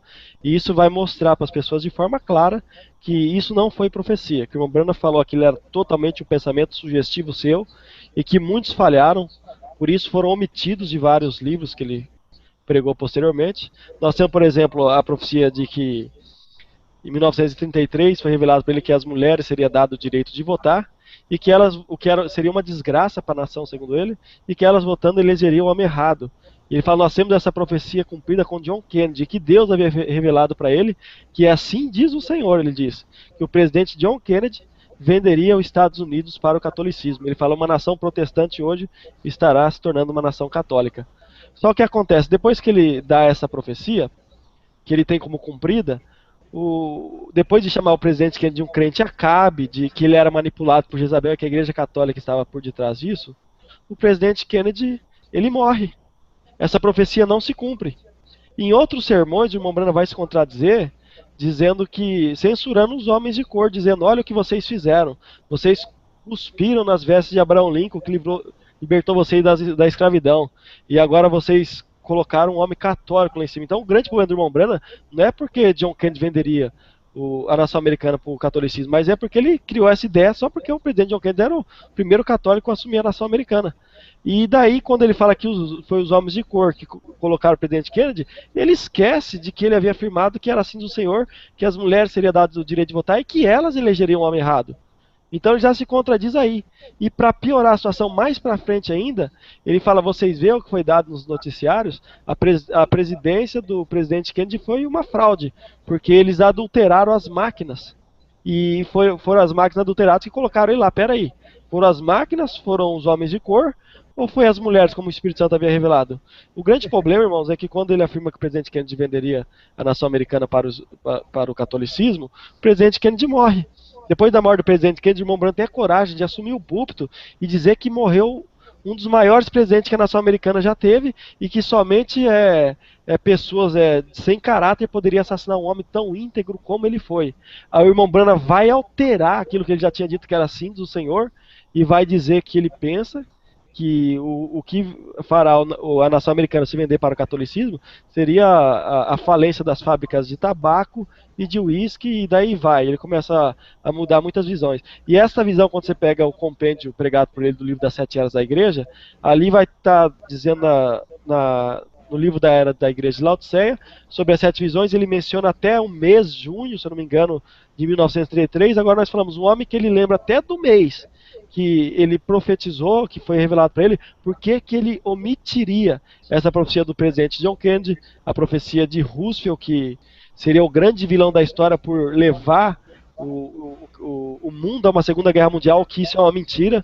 Todos nós sabemos que quem levou o mundo e induziu a Segunda Guerra Mundial foi Adolf Hitler. E o irmão Branham ele acaba omitindo essas profecias do livro das eras da igreja. As pessoas no Brasil não sabem disso porque essas profecias foram fraudulentas, não se cumpriram e a melhor coisa a se fazer realmente era ter omitido elas. Mas nas mensagens antigas que nós acabamos tendo acesso assim para ler, a gente consegue ver essas coisas. Uma outra profecia também que o irmão Branham começa a anunciar desde a década de 50 até por volta de 56 é que a ciência se multiplicaria e os carros seriam em formato de ovo. É a única coisa que ele anuncia. Por quê? Porque em 1932, um ano antes dele alegar ter as visões, a revista já tinha projetado os carros em forma de ovo. Então o irmão Branham ele pega o carro dessa revista e começa a dizer que Deus revelou para ele. Só que com o avanço da ciência, depois de 1956, a revista ela acaba publicando a matéria de o carro do futuro, sem motorista, as pessoas jogando tipo de um jogo de xadrez e circulando sozinho em belas rodovias. A capota do carro de plástico, e o irmão Branham pega esse carro da revista, altera de novo a sua visão e começa a falar que ele foi revelado e começa a narrar o carro igualzinho da revista. Essa é uma das visões do irmão Branham que foram alteradas e que ainda não se cumpriram, e eu creio que nem vai se cumprir. Uma outra é de que Billy Paul não seria um homem velho, sem que visse tubarão passar pelas ruas de Los Angeles. E Billy Paul ainda sustenta isso em cima do púlpito. Billy Paul, se eu não me engano, ele já tem mais de 70 anos, o que, segundo a Bíblia, é enfado e cansaço. Outra profecia do irmão Branham que não se cumpriu é a profecia de que surgiria um ismo chamado nazismo. Perdão, não é que não se cumpriu. Essa profecia, o irmão Branham, ele rouba ela, ou impressa, vou colocar assim para não denegrir o irmão Branham, ele impressa essa profecia do livro dos Mormons. Ele, numa mensagem de 52, se eu não me engano, ele fala que tinha o livro dos profetas dos Mormons, e num desses livros estava escrito que o seu profeta profetizou que nos últimos dias surgiria um ismo chamado nazismo. Com o passar do tempo, o irmão Branham ele acaba esquecendo que ele leu essa profecia no livro dos Mormons e começa a dizer que Deus revelou para ele que surgiriam 3 ismos, e aí vai. Então, a maioria, aquelas 7 visões de irmão Branham, todas é fácil de provar que foram todas uma fraude, elas não se cumpriram, todas elas foram dadas após os eventos do acontecimento, e as que não foram dadas após os acontecimentos acabaram sofrendo alterações para querer se adaptar com o contexto da época que ela vivia, que as pessoas viviam. O grande problema, irmãos, é que no tempo que o irmão Branham viveu, era um tempo de pós-guerra mundial. Quando você começa a falar de certos juízos que atingirão a nação americana, a misericórdia acabou para os Estados Unidos, isso começa a lotar as suas igrejas, porque as pessoas estão com medo. E ainda mais quando a pessoa tem um poderoso ministério de cura para chamar a atenção delas aí. Por isso que Jesus sempre nos chama a atenção para que nós olhemos aquilo que as pessoas pregam. Nós temos que falar segundo a palavra de Deus. E não olhar pelos sinais, porque muitos daquele dia dirão: Senhor, em teu nome expulsamos demônio, fizemos maravilhas, profetizamos, e Jesus irá apartar de mim vós praticantes de iniquidades, que eu nunca vos conheci. Então, quando nós olhamos o que o irmão Brana pregou, o que ele profetizou, irmãos, esse é o grande problema. Não se enquadra com a Bíblia e as profecias do irmão Brana sendo julgada, porque outro grande problema, o irmão Brana, ele disse que um profeta não pode ser julgado. Isso não se encontra na Bíblia. Todo profeta deve ser julgado de acordo no Velho Testamento com a lei e de acordo com a graça, de acordo com a revelação que nós recebemos, que foram transmitidas pelos apóstolos. E quando nós vamos examinar tudo isso, nós vemos que não passa no teste da Bíblia. Infelizmente, as profecias do irmão Brana não suportam o teste das Escrituras Sagradas, irmãos. Irmão Jonas. Sim? Jonas, eu queria te perguntar sobre os pastores do tabernáculo. Eles sempre pregam que o irmão Brana, em 1983, estava batizando no Rio Ohio, quando batizando a 17ª pessoa, aí desceu uma estrela do céu, uma luz do céu, pairou sobre ele, e uma voz falou com ele, dizendo que, assim como João Batista precursou a primeira vinda de Cristo, ele, o irmão Brana, né, e a sua mensagem precursaria a segunda vinda. Essa profecia aí, meu irmão, sofreu alguma alteração? Isso aconteceu mesmo? O que é que tu conhece sobre isso, irmão Jonas? Pois bem, irmão Antônio Marcos. Nós temos um personagem na história que viveu antes do irmão Brana, chamado William Solder. Esse William Solder, ele também alega que ele viu uma luz quando estava no rio Ohio, e dessa luz falou com ele que ele iria pregar uma mensagem que restauraria a igreja de volta à fé apostólica. Parece que isso era uma febre nos Estados Unidos. Todo mundo, Deus falou com ele, apareceu uma luz e que ele teria uma mensagem de restauração. O que acontece? Quando o irmão Brana começa a narrar esse mesmo testemunho parecido, quase que idêntico de William Solder, ele fala que apareceu uma luz e a luz falou, olhe para cima. Ele fala isso duas vezes, a luz falou, a voz saiu com ele e falou isso, e depois a luz foi embora. As pessoas perguntaram o que é isso. Ele fala, eu não sei. Eu acho que é o anjo das águas, o anjo que estava lá no tanque de Betesda, que curou o aleijado. Ele não sabia. Os relatos que nós temos nos primeiros sermões do irmão Brana. Depois, o irmão Brana estando num culto junto com o irmão Gordon Lindsay, a profetisa Anna Charder, ela acaba o Espírito Santo tomando ele em profecia e diz que, como João Batista preparou o povo para receber a minha primeira vinda, eu estou levantando este evangelista e outro juntamente com ele para preparar o povo para receber a minha segunda vinda. A profecia que Anna Charder dá, que o irmão Gordon Lindsay fala que depois foi confirmada de novo, da mesma forma que Anna Charder deu, ele foi uma testemunha ocular, não foi que William Brana e sua mensagem precursaria a segunda vinda de Cristo. Mas que Deus estaria levantando este evangelista e outros com ele, como levantou. Depois explodiu o avivamento de cura. A revista do irmão Gordon Lindsay, A Voz da Cura, disse que tinha mais de 20 evangelistas em ativa, em ação no ministério, pregando a volta de Jesus e levando a cura divina no mundo. Só que o irmão Brana, ele acaba alterando a sua primeira visão que ele havia relatado, que ele fala que não sabia o que era e que ele pensava que era o anjo das águas, e começa a dizer, depois dessa visão da Anna Charder, que no Rio Ohio uma voz falou como João Batista, precursou a minha primeira vinda, tu e a tua mensagem precursará a minha segunda vinda. E aí nós temos graves problemas, porque o que a profetisa Anna Charder falou não foi isso. E o irmão Brana só altera a visão depois que a Anna Charder dá essa profecia. Então parece que quase todas as profecias do irmão Brana, que fala, nossa, que grande profecia, meu Deus, todas elas têm problemas, irmãos. E é isso que nós queremos mostrar para as pessoas, e nós estamos examinando isso com materiais muito minuciosos que as pessoas do Brasil não têm acesso. Eu vou dizer para os irmãos, essa questão que nós levantamos aqui, que o irmão Brana não estava na nuvem. O dia da nuvem foi fotografado dia 28 de fevereiro, ele não estava naquele lugar. Você vai ver os pastores do Tabernáculo da Fé vai começar a soltar matérias para querer falar isso para o povo agora e tentar achar um meio de defender. Mas eu já vou advertir vocês, irmãos. O irmão Brana não estava no dia da nuvem. E os pastores que pregam isso, eles estão enganando vocês. Abram os olhos, entrem em contato com a gente vai mostrar isso pelas próprias literaturas pregadas por William Brana e mostrar que ele não estava no dia em que esse grande evento aconteceu, que o próprio cientista, Dr. McDonald, começou a investigar, ele abriu um inquérito, ele descobriu que aquela nuvem foi produzida por explosão de foguetes perto da região. Então, cientificamente, o que era uma nuvem misteriosa, porque a princípio ninguém sabia como ela foi formada, depois do inquérito do Dr. McDonald que ele abre, ele conclui que ela foi produzida por uma explosão de foguetes. Então não tem nada de sobrenatural. O irmão Branham não sabia nada sobre essa nuvem até que ele pegou a revista na mão em junho, por volta por irmão que deu para ele. E quando ele pega na mão, ele fala que não sabia o que era. E depois ele começa a querer se vindicar através disso. Como eu falei, ele altera a visão dos anjos, que era 5, começa a adaptar para querer falar, vai pegar 7 eras, 7 selos, 7 mensageiros. Outra questão, quando o irmão Branham ele pega a revelação dos 7 selos do teólogo Clarence Lark, a revelação, ele vai usar o método de Charles Taze Russell.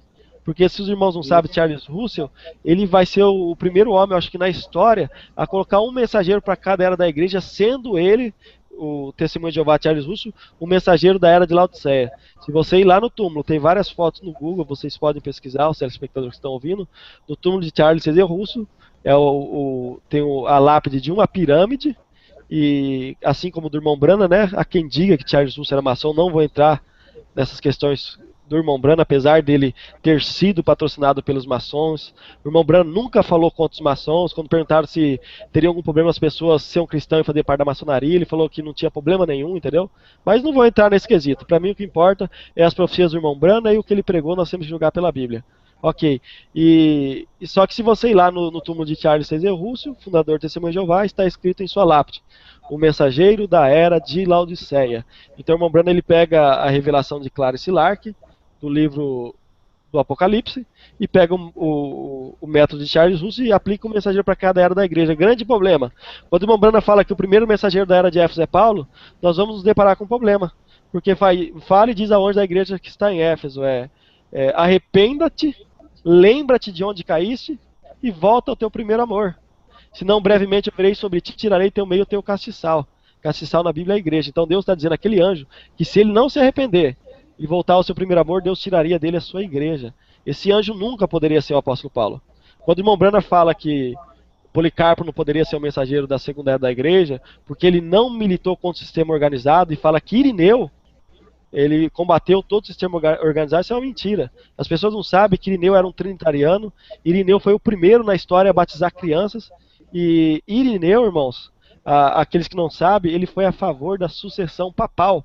Então, ao que tudo entende-se, é que o irmão Branham não conhecia nada sobre patrística e sobre a história da igreja. Ele fez uma análise muito superficial da história da igreja e começou a colocar mensageiros como Martim, que foi um monge católico, foi inclusive canonizado pela Igreja Católica, e vários outros.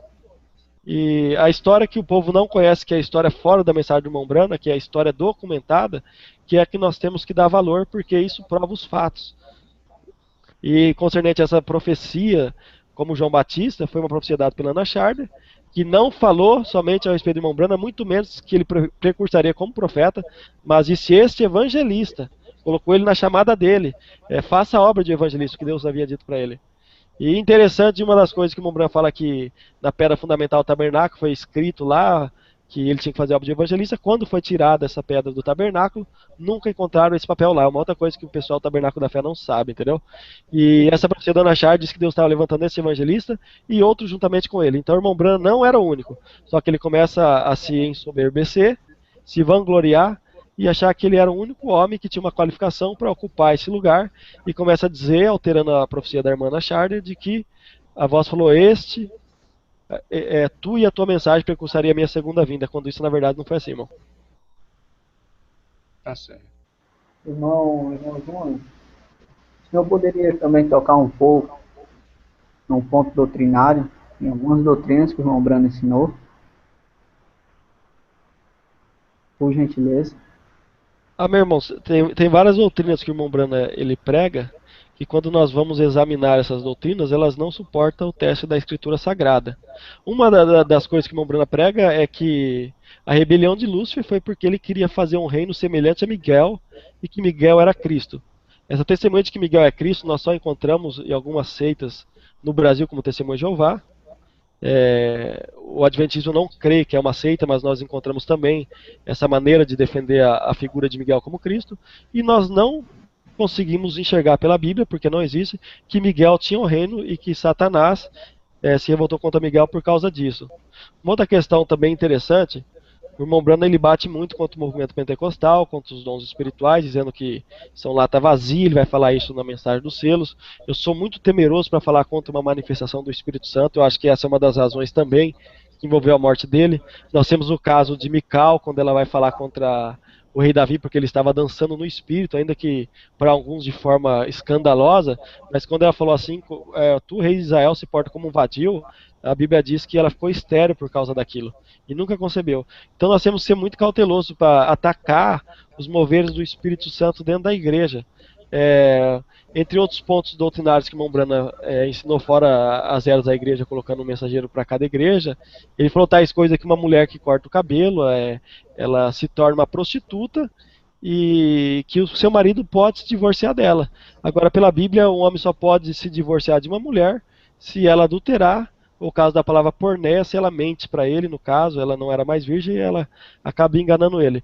E interessante que a família do irmão Branham, quando nós vamos ver as próprias filhas que estavam diante, vivendo ainda no terra dele, elas cortavam os cabelos. E se isso fosse pecado, segundo Paulo escreve para Timóteo, se um ministro ele não consegue ordenar a sua casa, como que ele vai cuidar da casa de Deus?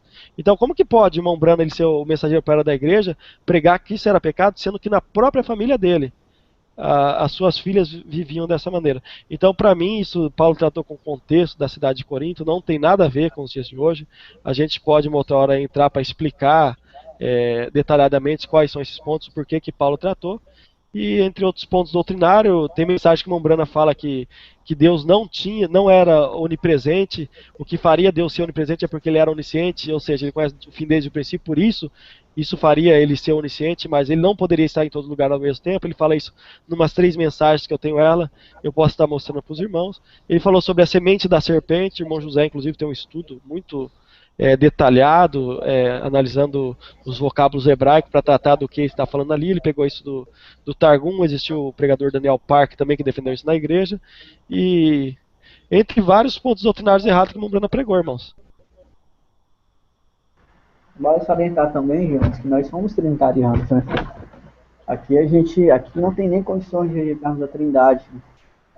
Além da palavra de Deus, não há como rejeitar a Trindade. E a gente também tenta mostrar a incoerência do unicismo, porque para crer no unicismo você tem que esfacelar várias passagens bíblicas, né? Interpretar, eu chamo esfacelar, né? Passagens que deixam bem nítidos, né? Que Jesus é Deus, não que Jesus e o Pai são a mesma pessoa, mas são 2 pessoas distintas, mas é coigual em poder e majestade, etc., com o Pai, né? Bem claro isso aí. Questões como a semente da serpente, que é uma doutrina diabólica, onde ensina que Eva se relacionou sexualmente com o animal. E não só ensina, como ensina que Eva ficou grávida de um animal. Eu acho que isso é uma fábula, né, irmão Marco? É uma fábula, né, irmão Marco? Sem base, né? Sem base, né, irmão? Loucura. Foge totalmente do raciocínio lógico das escrituras, o lógico humano e o lógico das escrituras.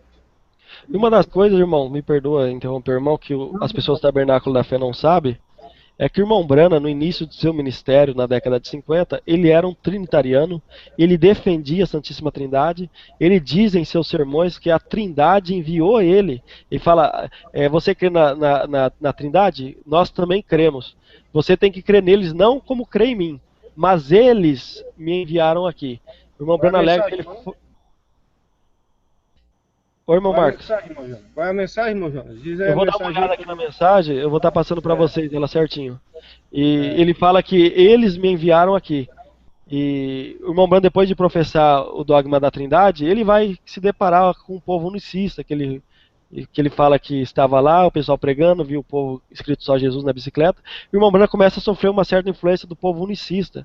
E aí ele começa a entender o unicismo, começa a pregar o unicismo, só que o irmão Branham ele vai terminar o fim dos seus dias no ministério, ele começa a pregar que Jesus era o Jeová do Velho Testamento. Depois ele vai começar a pregar a mensagem quem é esse Melquisedeque, e vai começar a ligar que Jesus não era Jeová, e que Jesus nem tinha o Espírito Santo, e que Jesus só recebeu o Espírito Santo por ocasião de seu batismo. Ele fala assim, só que o grande problema é que quando nós vamos para a Escritura, é anunciado que ali nasceu Cristo. Então a gente poderíamos conjecturar. Se João Batista tinha uma unção muito menor que a de Jesus, uma vez que a plenitude da divindade, ele era o próprio Cristo que nasceu, habitava nele, já era cheio do Espírito Santo desde o seu ventre, como que Cristo, o Messias, não seria? Então isso seria um outro erro e equívoco doutrinário pregado por William Marion Branham. E o William Branham começa a pregar um certo dualismo. Tem vários defensores da mensagem, tem causado uma divisão, pregar dualismo. Então o irmão Branham começa como um trinitariano, depois ele começa a pregar o unicismo, depois ele começa a pregar um dualismo, e depois, numa outra mensagem, ele volta a reafirmar aquilo que ele havia afirmado antes, de que Jesus Cristo é o Jeová do Velho Testamento. E isso, irmãos, tem causado uma grande divisão no tabernáculo da fé. Vocês veem que o tabernáculo da fé são professantes da mesma mensagem, e todos eles são divididos por causa que estão todos fundamentados numa fala do irmão Branham. Ó, tá, o grupo fala, mas o profeta falou isso. Ah, mas ele falou isso aqui também. Ele falou, e se for ver, o profeta falou tudo que eles creem. E é contraditório todas as falas do irmão Branham. Por isso que isso tem causado divisão no tabernáculo da fé. E eles são muito mais divididos do que qualquer denominação. Você vê a Assembleia de Deus, tem Madureira, tem Belém, tem Nos Últimos Dias, tem a Vitória em Cristo, mas todas elas, quando tem um congresso, eles se reúnem. Eles não falam que eles têm a exclusividade da salvação e nem defendem que o batismo do Espírito Santo, como eles têm evidência de falar em língua, se a pessoa não receber, ela não é salva. Pelo contrário, eles falam, você aceitou Jesus, irmão, acabou. E o irmão Branham era dessa forma. Inclusive, ele alega aí uma visão de que ele vê que duas árvores subindo até o céu, e dessas árvores saíam belos frutos, e a voz falou para ele, coma desses frutos, porque esse é o fruto que foi ganhado no Calvário. E a visão revela para ele que uma dessas árvores era a árvore unicista e a outra é a trinitariana, e que ambos chegarão ao céu. O irmão Branham fala, por isso que eu nunca formei partido, dizendo, vocês trinitarianos se tornem unicistas, e vocês unicistas se tornem trinitarianos. O irmão Branham até, em uma determinada mensagem, ele fala que deu púlpito para um pastor assembleano pregar e que ele era um homem cheio do Espírito Santo. E ele não era batizado em nome de Jesus, como os irmãos alegam. E o que acontece? Só que no final do ministério de Mombrana, ele começa a trazer teorias que veio da cabeça dele, gente. Dizendo que a Trindade era a marca da besta, começou a dizer que tanto o Sintariano quanto os unicistas estavam errados, mas qual a visão que ele defendia que estava certo? Porque primeiro ele era trinitariano, depois ele era unicista, depois ele se tornou um dualista, depois ninguém mais sabe no que o William Branham crê.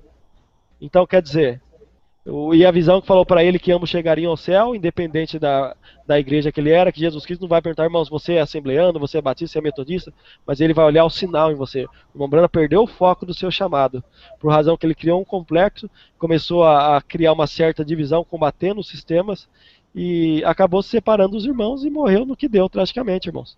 Essa é o legado que William Branham deixou, o que ele pregou. Várias contradições em seus sermões que nós não conseguimos definir o que ele realmente acreditava. Tem um problema, irmão Jonas. Com o pessoal da mensagem, eu acho que o problema é um problema de dicção, por exemplo. Porque assim, eu já conversei com o irmão Marcos está a par da situação. É que, por exemplo, o irmão Branham diz que a serpente ela tinha exatamente cerca de 3 metros de altura. E alguns pastores, baseado não sei em que, dizem que a Eva batia na cintura da serpente. Eu acredito que é uma conjectura, que a Bíblia não relata. E além de não relatar o tamanho da serpente, nem a estrutura dela, o irmão Branham ele tinha uma Bíblia chamada Bíblia Scofield. E eu não vou chamar de doutor, porque ele não era formado em teologia, mas escritor, né, ou comentarista, Sigmund Scofield, ele havia escrito algo sobre a serpente como sendo um ser que mais se aproximasse ao ser humano ali, né, na sua forma edênica. Ele chega a dizer que não se imagina, não pode imaginar a serpente como se rastejante nessa sua forma edênica. Só rastejar após uma opção, tudo bem, mas eu posso acreditar que a serpente poderia ser um animal quadrúpede. O que é que me impede de acreditar nisso? Que ela teria asas ou alguma coisa. Não estou dizendo que eu acredito, eu estou dizendo que é que me impede de acreditar. A Bíblia ela não se entende por conjectura. Né? Eu posso entender por inferência, mas aí já não é inferência, é uma conjectura mesmo. Fala que a serpente era um ser ereto. Né?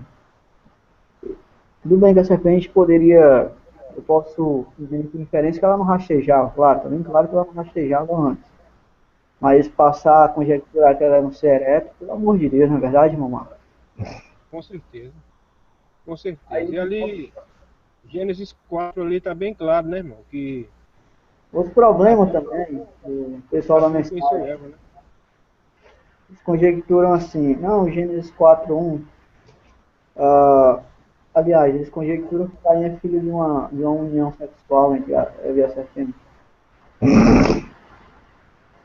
Eles dizem que o pecado entrou no mundo pela mulher, bem pensado.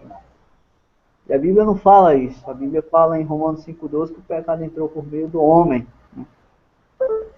Rombrana, eu acho que ele tinha um certo complexo com as mulheres. Estou querendo aqui, como é que se diz?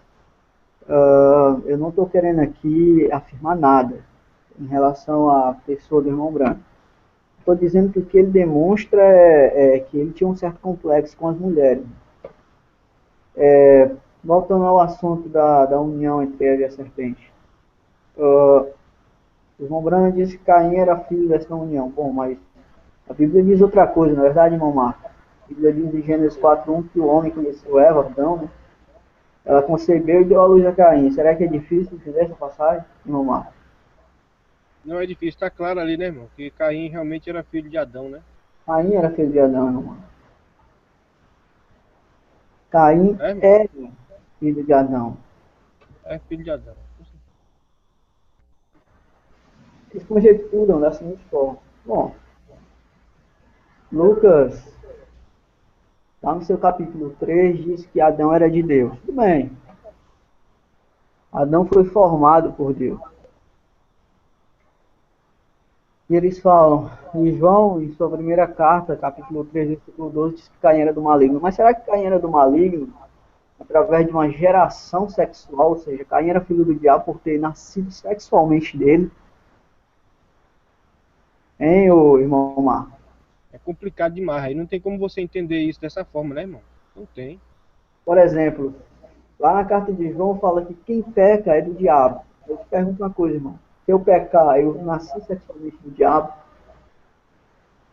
É, não tem nada a ver, Tá né, no irmão?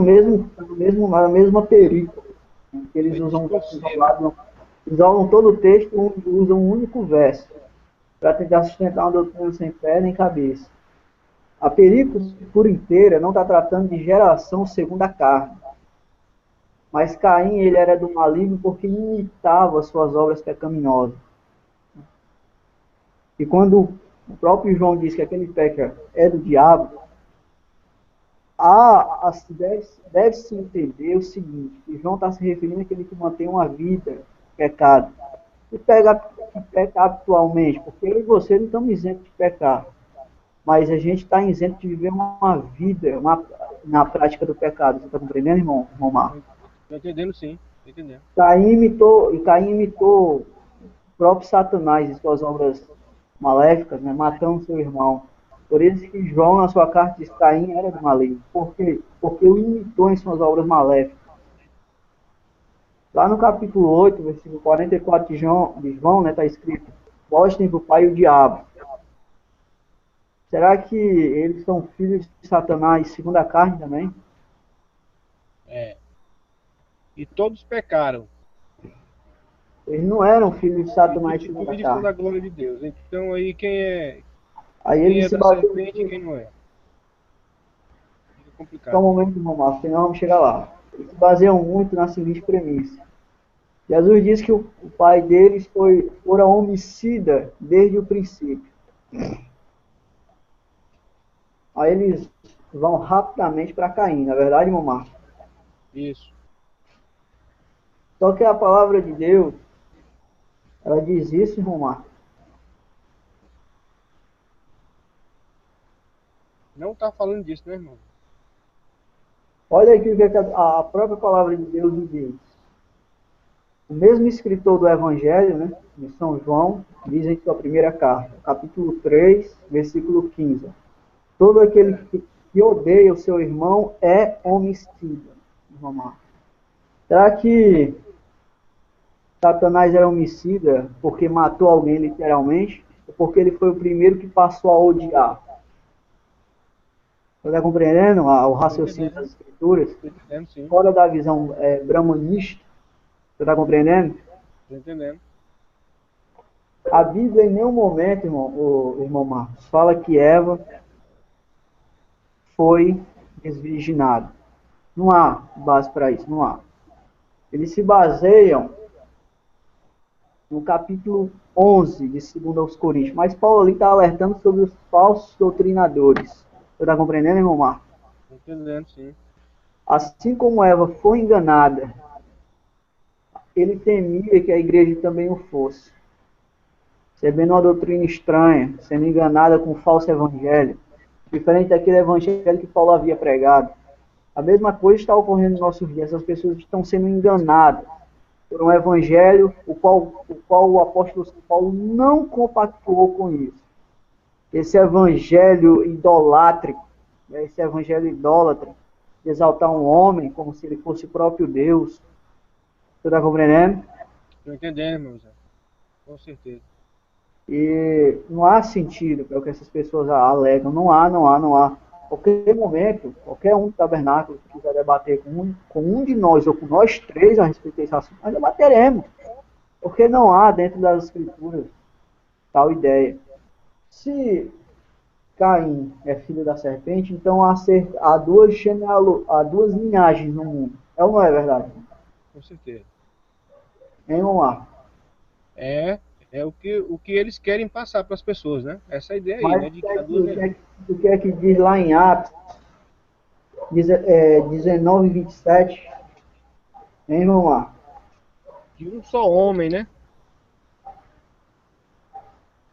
Deus fez todas as gerações. É assim? 17, 26. De um só homem ele fez toda a raça humana. Em Isso. outras traduções tem de um só sangue. Ele fez todos os homens. Quer dizer, toda a humanidade.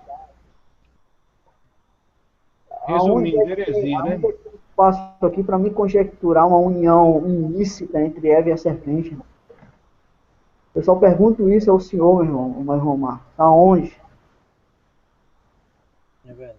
Eles vão muito para a palavra seduzir também. Eu não vou entrar aqui nos pormenores das questões gramaticais, mas o sentido aqui que o escritor quer passar, no capítulo 3 de Gênesis, não é um sentido de uma sedução sexual. Ao contrário, é que Eva foi enganada, ludibriada, mas não sexualmente. Se ele quisesse usar um sentido sexual, ele usaria outro termo no texto hebraico. Ele aqui usa o termo nasha, mas não tem nada a ver com o que esse pessoal está alegando por aí. Não tem um dicionário que alega o que eles estão falando. Falando léxico, né? Um léxico de respeito. Eles alegam também, irmão Marcos, que a serpente tinha uma semente. Mas qualquer um vai concordar comigo, qualquer teólogo, que o escritor aqui está tratando de Satanás. E a semente de Satanás, quem são, seu Marcos? São seus seguidores, na verdade, seu Marcos? Com certeza. São seus seguidores. Essa é a semente de Satanás. E a palavra semente aqui é um coletivo singular, é um singular coletivo, não dá uma ideia de um único descendente, mas vários descendentes. Está compreendendo, seu Marcos? Estou entendendo, meu irmão. Muito Porque eles bom aí. conjecturam que essa semente aqui seria Caim, mas não é Caim. Você está compreendendo, seu Marcos? Estou entendendo, sim.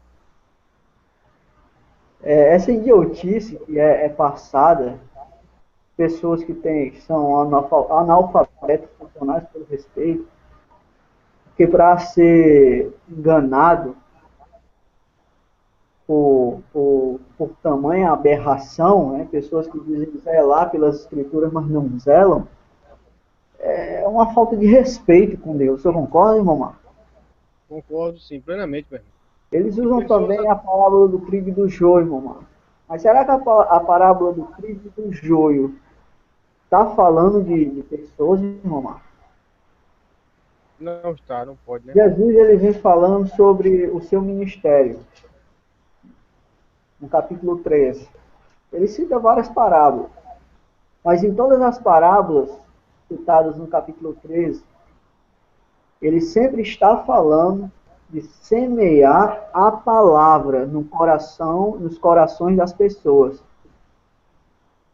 É ou não é verdade, mamãe? Com certeza. Não tem nada a ver com o que aconteceu lá no Jardim do Éden. Ele não fala sobre o princípio da criação. Ele não está falando, ele está falando do seu ministério ali. O campo seria o seu campo ministerial, onde ele estaria apregoando a palavra e semeando-a. Você está entendendo? Mas ao semear a palavra, o inimigo semearia palavras falsas, você está entendendo? Nos corações das pessoas, etc. e tal. Então, essa ideia aí é totalmente errada. Então, um trabalho que eu escrevi a respeito, para alguns brahmanistas, eles podem estar vendo isso aqui e rindo, pensando, não, esse cara não entende. Eu tenho um trabalho, eu escrevi a respeito disso, eu estou aqui, eu posso disponibilizar para qualquer um que quiser entrar em contato comigo, com o irmão William, com o irmão Marcos Arruda, a respeito desse assunto. O Elias, né?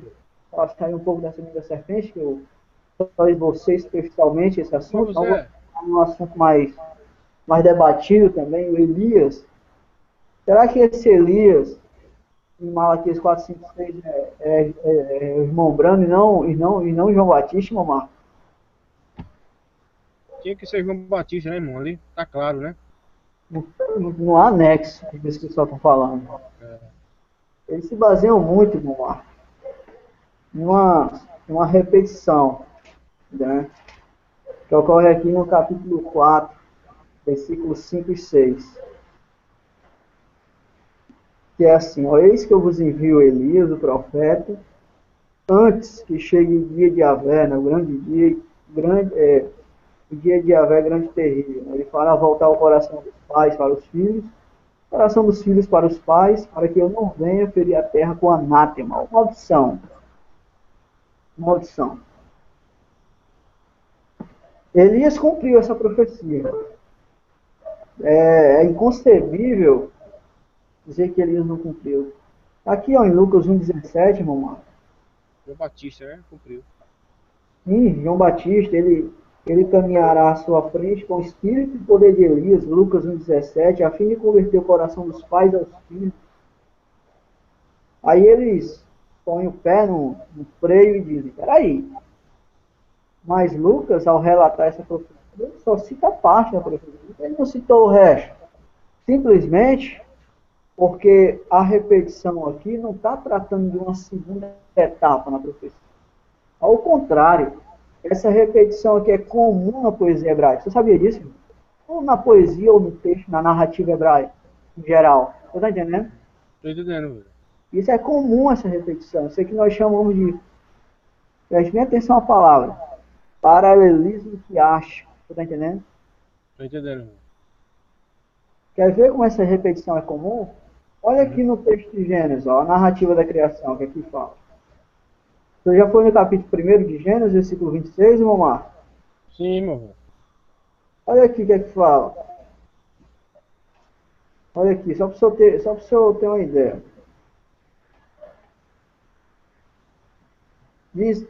Deus diz, melhor, versículo 27. Deus criou o homem à sua imagem. Aí uma repetição invertida. A imagem de Deus, ele o criou. O homem e mulher, ele os criou. Isso é uma repetição invertida. Você está entendendo? Estou entendendo. Isso é o que nós chamamos de paralelismo quiástico. Por isso que o anjo, ou o relato de Lucas, ao relatar a profecia, ele só relata essa primeira parte. Porque a segunda parte é a mesma primeira parte. Não há esse negócio de duas etapas distintas para a profecia. É totalmente fora da lógica bíblica. Eles também têm mania, irmão Marcos, de usar Mateus 17:11. Você está entendendo? Estou entendendo. Para justificar uma segunda vinda para Elias. Melhor, uma quarta vinda, no caso. Né? Onde Jesus disse assim, ó. Certamente Elias terá né, de vir para restaurar tudo. Mas no versículo 12 ele diz, eu vos digo, porém, que ele já veio, irmão. como é que eles estão afirmando? Eles usam um único verso isolado, né, desconsideram todo o contexto, capítulo 17, da perícope do texto, negam a conclusão óbvia do versículo 12, para tentar sustentar um ministério em pleno século XX. O erro de William Branham e dos seus seguidores é esse, irmão. Aqui é o seguinte, Jesus está respondendo a pergunta dos apóstolos, só para ficar óbvio para o Senhor. No versículo 10, os discípulos perguntam: por que razão os escribas dizem que é preciso que Elias venha primeiro? Jesus, usando as minhas palavras, estaria dizendo mais ou menos o seguinte: realmente, o que os escribas dizem é verdade. Elias terá de vir restaurar tudo, isso é verdade. Porém, eu vos digo que isso já se cumpriu. Você está entendendo, irmão Marcos? Estou entendendo, sim. Porém, eu vos digo que isso já se cumpriu. Se cumpriu aonde? Sou de João Batista. Sou de João Batista. Você está entendendo, irmão Marcos? Estou entendendo demais, meu irmão. Verdade. Eles rejeitam, outro ponto que eu vou entrar aqui, eles rejeitam a trindade, irmão. Se eles rejeitam a trindade, irmão, vou entrar aqui superficialmente, é claro, não vai ter questão de eu adentrar em tudo. Eu queria saber, irmão Marcos, como é que eles explicam São João 17, por exemplo. João 17, 7. Agora reconhecerão que tudo quanto me deste vem de ti. Que as palavras que me deste eu as dei a eles. Eles as aconselharão e reconhecerão verdadeiramente que saí de junto de ti. Olha aqui, que saí de junto de ti. E crerão que me enviaste. Como é que Jesus é o Pai? Ele está dizendo que saiu de junto do Pai. Hein, Omar?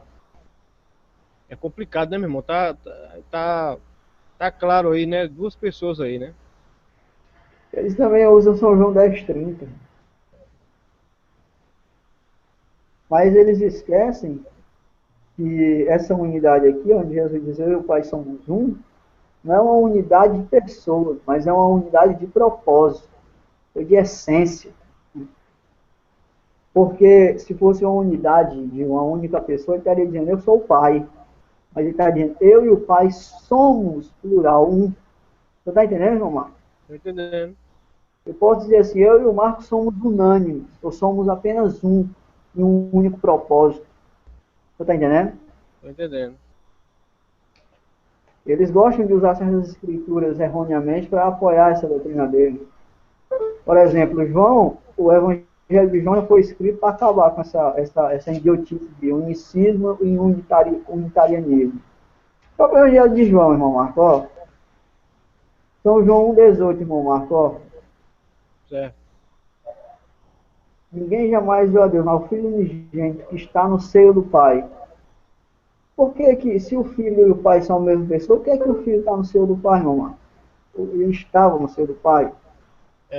Já mostra, né, irmão, que há uma distinção, né? A Bíblia mostra claramente, e aonde mostra ainda mais claro, irmão Marcos, é na primeira passagem do Evangelho de João. No princípio era o verbo estava com Deus, estava com Deus. Quando fala que o verbo era Deus, o que quer dizer isso? O verbo era uma outra pessoa que estava com Deus, que também era Deus. Você está entendendo, irmão Marcos? Estou entendendo. Agora eu estou entendendo mais claro, entendeu? Exatamente. Eu saí dessa visão unicista aí.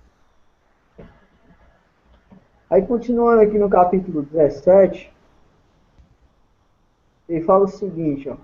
Só prosseguindo na leitura para a gente entender, ó. Ó.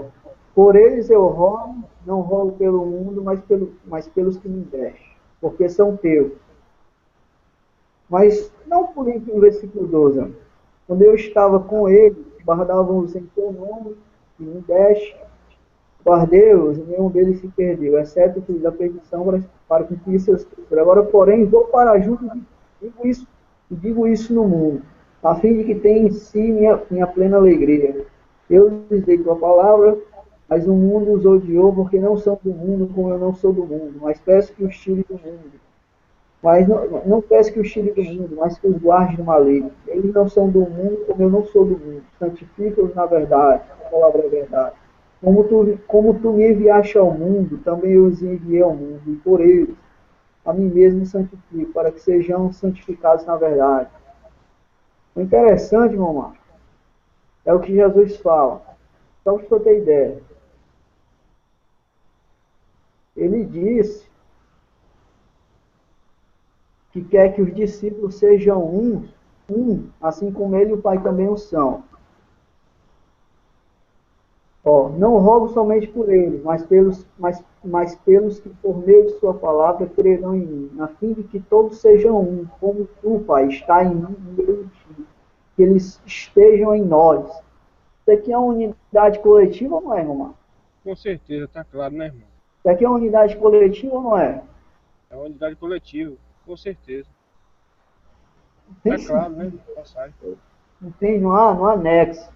Eu desafio a qualquer pastor da mensagem, seja ele, não vou citar nome, né? Mas seja ele quem for, desafio a me mostrar onde é que eu estou errado aqui na minha análise. Não só a mim, mas como o irmão João e o irmão Marcos. A gente tem evidência para o que nós estamos falando. Verdade? Agora eu passo a palavra para o irmão Marcos, para o irmão Marcos desabafar, né, suas últimas palavras, o irmão Jonas também. João 17 derruba a ideia do unicismo. Pode falar, irmão Marcos, pode falar, pode ficar à vontade. Pois bem, irmão, nós estamos terminando já, né, aqui é nosso bate-papo. Já, pode falar, irmão Marcos. Pois bem, eu tô feliz porque é uma oportunidade que a gente está tendo aqui, a gente está tendo de falar para o público, né, principalmente o pessoal do tabernáculo, para que eles possam avaliar, sabe, tudo que foi dito aqui, né, eles possam refletir, examinar a mensagem que eles estão crendo, sabe, que é uma mensagem fora da Bíblia, entendeu? É uma mensagem confusa, que tem trazido divisão. Então eu peço ao povo, o povo do tabernáculo, que eles parem, que eles reflitam, entendeu? E que eles voltem para a Bíblia, e que eles examinem tudo, porque a verdade está completamente na palavra de Deus, na Bíblia. A gente está em outro local a não ser na Bíblia Sagrada, que não existe uma outra mensagem fora daquela que Paulo trouxe, né? Porque ele disse, mesmo que nós mesmos, um anjo do céu, vindo do céu, anuncie outro evangelho, que seja considerado anátema, né? Então, a verdade não está nas literaturas de William Branham, muito pelo contrário. Ali está tudo que é confusão, entendeu? Então, que as pessoas possam refletir tudo que o irmão Jonas falou, que o irmão José Lima falou, e que elas possam se despertar enquanto há tempo ainda, entendeu? Porque isso aí, essa mensagem de William Branham, não querendo difamar de forma alguma a pessoa dele, mas a mensagem em si que ele pregou é confusão mesmo. Mas que Deus abençoe a todos e a oportunidade está aí para cada um fazer a sua reflexão, né? Irmão Jonas, pode se manifestar também, irmão Jonas. Amém. O que nós vimos é isso aí mesmo, que vocês falaram de forma muito resumida e bem clara para os telespectadores poderem estar acompanhando. O grande problema de William Branham realmente foi pegar palavras da Bíblia descontextualizadas, e quando nós fazemos isso, nós colocamos palavras na boca de Jesus que ele não falou. Uma outra questão também, irmão Zé, que você abordou aí sobre a semente da serpente e tudo, o irmão Branham, quando ele pega aquela passagem de Mateus capítulo 15, que os pastores gostam de usar do tabernáculo da fé, toda planta que meu Pai Celestial não plantou será arrancada, nós temos que entender essa escritura dentro do seu contexto. O contexto está ensinando o quê? Que os fariseus estavam repreendendo os discípulos por comer sem lavar as mãos. Aí Jesus fala que por causa da vossa tradição de homens, vós invalidais a lei de Deus. Aí os discípulos falam, mestre, os fariseus ouvindo isso, ficaram escandalizados. Jesus olha para ele e fala, toda planta que meu Pai Celestial não plantou será arrancada. Que planta que Deus não plantou que seria arrancada? A tradição ensinada pelos homens que invalidariam o mandamento de Deus. Tradição tais como, se a pessoa não lavar as mãos para comer, ela está pecando, é um pecado contra a lei. Então isso são coisas que Satanás semeou ensinamentos humanos que acabou se enraigando no coração dos homens. Então Jesus bateu contra o falso ensinamento, não tem nada a ver com as pessoas ali. A passagem que o irmão Brana fala, que o pecado entrou no mundo pela mulher, isso aí é tirado de um livro apócrifo que se encontra na Bíblia Católica, chamado Livro de Eclesiástico. Capítulo, não é Eclesiástico, Eclesiástico. Capítulo 25, versículo 24. Fala que foi pela mulher que o pecado entrou e a culpa entrou no mundo por causa dela, entendeu? Então, esses foram os grandes problemas. O irmão Brando, ele teve acesso e leu muitos evangelhos agnósticos. Tem uma mensagem que ele vai falar que quando ele vai orar pelos enfermos, ele tem que pronunciar 3 palavras secretas, se assemelha muito com o evangelho apócrifo de Tomé, que ele fala que foi revelado palavras para ele que eles poderiam mandar cair fogo do céu. Então, se nós formos examinar de onde o irmão Brando tirou essas doutrinas aberrantes, tal como o semente da serpente, nós encontramos dentro da Babilônia, num período tardio, onde se cria que Lilith foi a primeira esposa de Adão, e ela se casou com Samael, dali veio Caim e tudo mais. Então nós vamos encontrar que a origem dessas doutrinas não foi dada na Bíblia, até porque a explicação dos gigantes, quando nós vamos ler ela dentro da Bíblia, não tem nada a ver com a serpente. Quando Deus fala, por inimizade entre ti e a mulher, entre a sua semente e a sua semente, essa te ferirá a cabeça e tu lhe ferirás o calcanhar, ali está bem claro que Jesus Cristo no Calvário, sendo a semente da mulher, ele feriu o império das trevas. Se a ferida na cabeça da serpente seria Jesus ferindo o império das trevas, como que seria uma serpente literal? E aí em Apocalipse João fala que Satanás, o grande dragão e a antiga serpente, que engana todo mundo. Então ali está totalmente ligado a figura da serpente com uma figura do mal, que é o próprio Satanás. Então, irmão Brana, por razão de ler esses evangelhos agnósticos, coisas que estavam dentro da Babilônia, e vamos colocar assim, essas doutrinas que ele começou a pregar como se fossem supostas revelações que Deus revelou para ele, isso é tudo mentira, irmãos. Então, quando nós temos que examinar isso, passando pelo critério da Bíblia, ver se a Bíblia suporta essa suposta revelação, e nós vamos ver que Deus não revelou nada para o irmão Brana. Aqui antes dele, vários outros pregadores já pregaram aquilo. O irmão Brana inventa a história de que ele conheceu o povo pentecostal. As pessoas não sabem que a igreja do pastor Batista Roy Davis não era uma igreja batista missionária, como o irmão Brana afirmava, ela era uma igreja batista pentecostal. Antes do irmão Brana conhecer o povo pentecostal, o irmão Brana registrou a sua igreja, nós temos documentos que provam isso. O irmão Brana registrou a sua igreja por volta de 1933, 34, como tabernáculo pentecostal. O irmão Brana, ele era um santo rolador, ele era um pentecostal e ele até falava línguas estranhas, segundo nós vemos em seus sermões. Essa história de que depois ele encontrou os pentecostais, isso é tudo mentira, irmãos. Isso tudo nós conseguimos provar através da história documentada. Inclusive, quem tem aquele livro, Um Profeta Visita a África, lá é narrado que o irmão Brana tinha um problema no estômago, e ele foi numa igreja, e o pastor Roy Davis fez oração com óleo, e ele foi curado ali. Irmãos, igreja batista tradicional não faz oração com óleo. Existe um documento na matéria de uma revista que o pastor Roy Davis, ele fala que o irmão Brana recebeu o Espírito Santo na casa dele, o que subentende que por falar em língua, essa é a evidência que o Roy Davis tinha, e o Roy Davis, ele vai falar nessa revista que ele fundou a igreja da qual o irmão Brana fazia parte, que era a Igreja Batista Pentecostal. Por isso que essa história que o irmão Brana conheceu o povo pentecostal, nunca tinha ouvido sobre os santos soladores e as pessoas falando em língua, isso é tudo coisas criadas por eles, irmão. E tudo isso não é prova também da história documentada. Eu espero que os telespectadores não fiquem chocados, apesar de é quase inevitável não ficar, mas tenha paciência, conversa com a gente e com amor cristão, irmão. Nós falamos isso de coração, com amor cristão nós vamos estar ajudando vocês. Procure a gente vai deixar o contato nosso do irmão José, do irmão Antônio Marcos na descrição do vídeo, e os irmãos vão poder estar falando com a gente e a gente vai poder estar esclarecendo sobre esses assuntos tão polêmicos que parece que Deus só falou com o irmão Brana e revelou essas coisas para ele, entendeu? Amém. Pois é, vamos estar encerrando, né, a primeira de muitas das nossas reuniões que iremos fazer. Bom, não deu para a gente tocar em tudo, né, do que nós realmente queríamos, mas no mais isso é no mínimo bastante para despertar a atenção das pessoas em querer conhecer mais a respeito. Com certeza. É verdade, irmão? Com certeza, meu irmão. Bom, eu vou pedir agora para que o irmão Jonas ele nos tire do ar. E assim me despeço. a paz do nosso Senhor Jesus Cristo, e convicto de que agora nós estamos na verdade. O que é a verdade, meu Marco? São João Senhor 17, Jesus 17. Cristo, né? Sua palavra é a... Verdade. Amém. Irmão Jonas, valeu. Obrigado, irmão Marcos. Deus Amém, meu abençoe irmão. Deus o abençoe a todos. ministério. Deus abençoe a todos que estão assistindo, que irão assistir esse vídeo.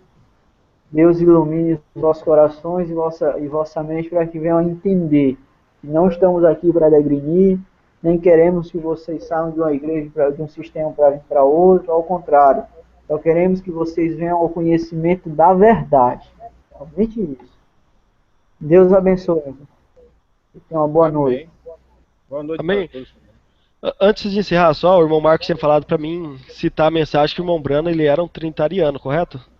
Certo. Eu não me esqueci não. A mensagem está aqui, ela chama Na Tua Palavra, foi pregada no dia 6 de maio de 1951. Eu vou dar uma lida na íntegra. Os irmãos depois podem estar conferindo isso. No parágrafo E32 fala assim, ó, veja, Jesus não podia fazer nada, exceto ao povo que acreditou nele. É isso mesmo? Veja, você acredita em Deus, você acredita no Filho, acredita no Espírito Santo, que é a Santíssima Trindade? Nós acreditamos nisso. Veja, mas então, para que isto funcione, quer dizer, o irmão está falando do dom dele de cura, né? Para que isso funcione, você deve acreditar em mim. Não como neles, mas eles me mandaram aqui para isso. Você entende? Sim, senhor, você entende. Então vocês veem que o irmão Brana, na década de 50, ele era um trinitariano, depois ele encontra os unicistas, depois ele crê num dualismo, possivelmente por causa que ele começou a sofrer uma certa influência do Testemunho de Jeová, e aí o irmão Brana não se sabe mais no que ele acredita, entendeu? Eu espero não ter ferido o coração de ninguém, eu oro para que as palavras que nós falamos aqui possam alcançar os seus corações, que vocês possam se voltar para Jesus Cristo, orar pela promessa do batismo do Espírito Santo, que é uma promessa para todos nós. A Bíblia diz que essa é a promessa para vós, para os vossos filhos, os que estão longe, tanto quanto Deus nosso Senhor chamar, e que esses sinais seguiriam aqueles que crerem. Em meu nome expulsarão demônios, falarão novas línguas, pegarão serpentes e escorpiões, se beberem alguma coisa mortífera, nenhum dano vos fará, e aquilo que os profetas do passado fizeram, Moisés, Elias e tudo mais, hoje você pode fazer. Jesus falou assim, qualquer, ele falou assim, ó, William Brana, Paulo, qualquer, irmão, o irmão José, o irmão Antônio Marcos, eu, vocês, irmãos que estão vindo, qualquer que tiver fé, grande não, nem pequena, do tamanho de um grão de mostarda, disser a este monte, lança-te daqui para o mar, e não duvidar, mas crer, assim acontecerá. Então essa questão de palavra falada, isso é tudo sugestivo, porque esse poder de falar e as coisas acontecer, isso sempre esteve no meio do povo de Deus, e não só na era apostólica. Elias falou, chuva nem orvalho cairá, senão segundo a minha palavra. Pela palavra falada, Moisés chamou 10 pragas sobre o reino do Egito. Elias fez uma transferência de unção para Eliseu, falou, pede-me o que quiser, lhe será dado. Ele falou que era uma dupla porção do seu Espírito, e assim foi concedido. Em Atos, quando o Espírito Santo é derramado na igreja, cumprindo a profecia de Joel, que hoje você pode ter o Espírito Santo e eu, vossos filhos profetizariam, teriam sonhos e visões. Quando o Espírito Santo cai, Pedro falou assim, eu não tenho prata nem ouro, mas o que eu tenho eu te dou. E Tiago, falando da oração do injusto, ele toma Elias como exemplo, dizendo que ele era um homem sujeito às mesmas paixões que nós, parafraseando, ele está querendo dizer que hoje, o que Elias, o profeta, fez, você e eu podemos fazer. Então você pode tomar o cajado de Moisés nas mãos, ferir esse mar que está na sua vida, impedindo você de atravessar e chegar até a promessa. Você pode falar uma palavra de autoridade, como Elias fez. Irmãos, nós temos a unção que estava em Cristo. E quando Cristo estava na terra, ele foi confundido com todos os profetas do passado. Uns dizem que tu és Elias, João Batista, Jeremias, um dos profetas que ressuscitou dos mortos. Por quê? Porque a virtude ministerial que cobriu aqueles profetas agora estava em Jesus. E hoje Jesus, ele não te enviou como um Elias, falar, eu te dou o manto de Elias, eu te dou o cajado de Moisés. Ele falou, assim como o Pai me enviou, eu envio a vós. As obras que eu faço, vós também as fará, e fará maior do que essas. E quando ele sobe ao céu, como o manto de Elias cai sobre Eliseu, o Espírito Santo cai sobre a igreja para ungir ela e tomar o lugar de Cristo na terra. Por isso ninguém toma o lugar de Moisés, ninguém toma o lugar de Elias no Novo Testamento, mas a igreja, como seu corpo, ela assume o lugar de Jesus Cristo para fazer as mesmas obras. Então eu espero que essas palavras alcancem o coração dos irmãos que estão ouvindo, e a gente vai estar orando por vocês, porque eu falo isso com conhecimento de causa. Essa é uma questão de de libertação, irmãos. Então, ora, se possível, jejua, busque a Deus, peça para que Deus tenha graça com você. Nós vamos fazer mais vídeos, eu, o irmão José, o irmão Antônio Marcos, para estar esclarecendo mais os irmãos, e vocês vão poder estar entrando em contato com a gente.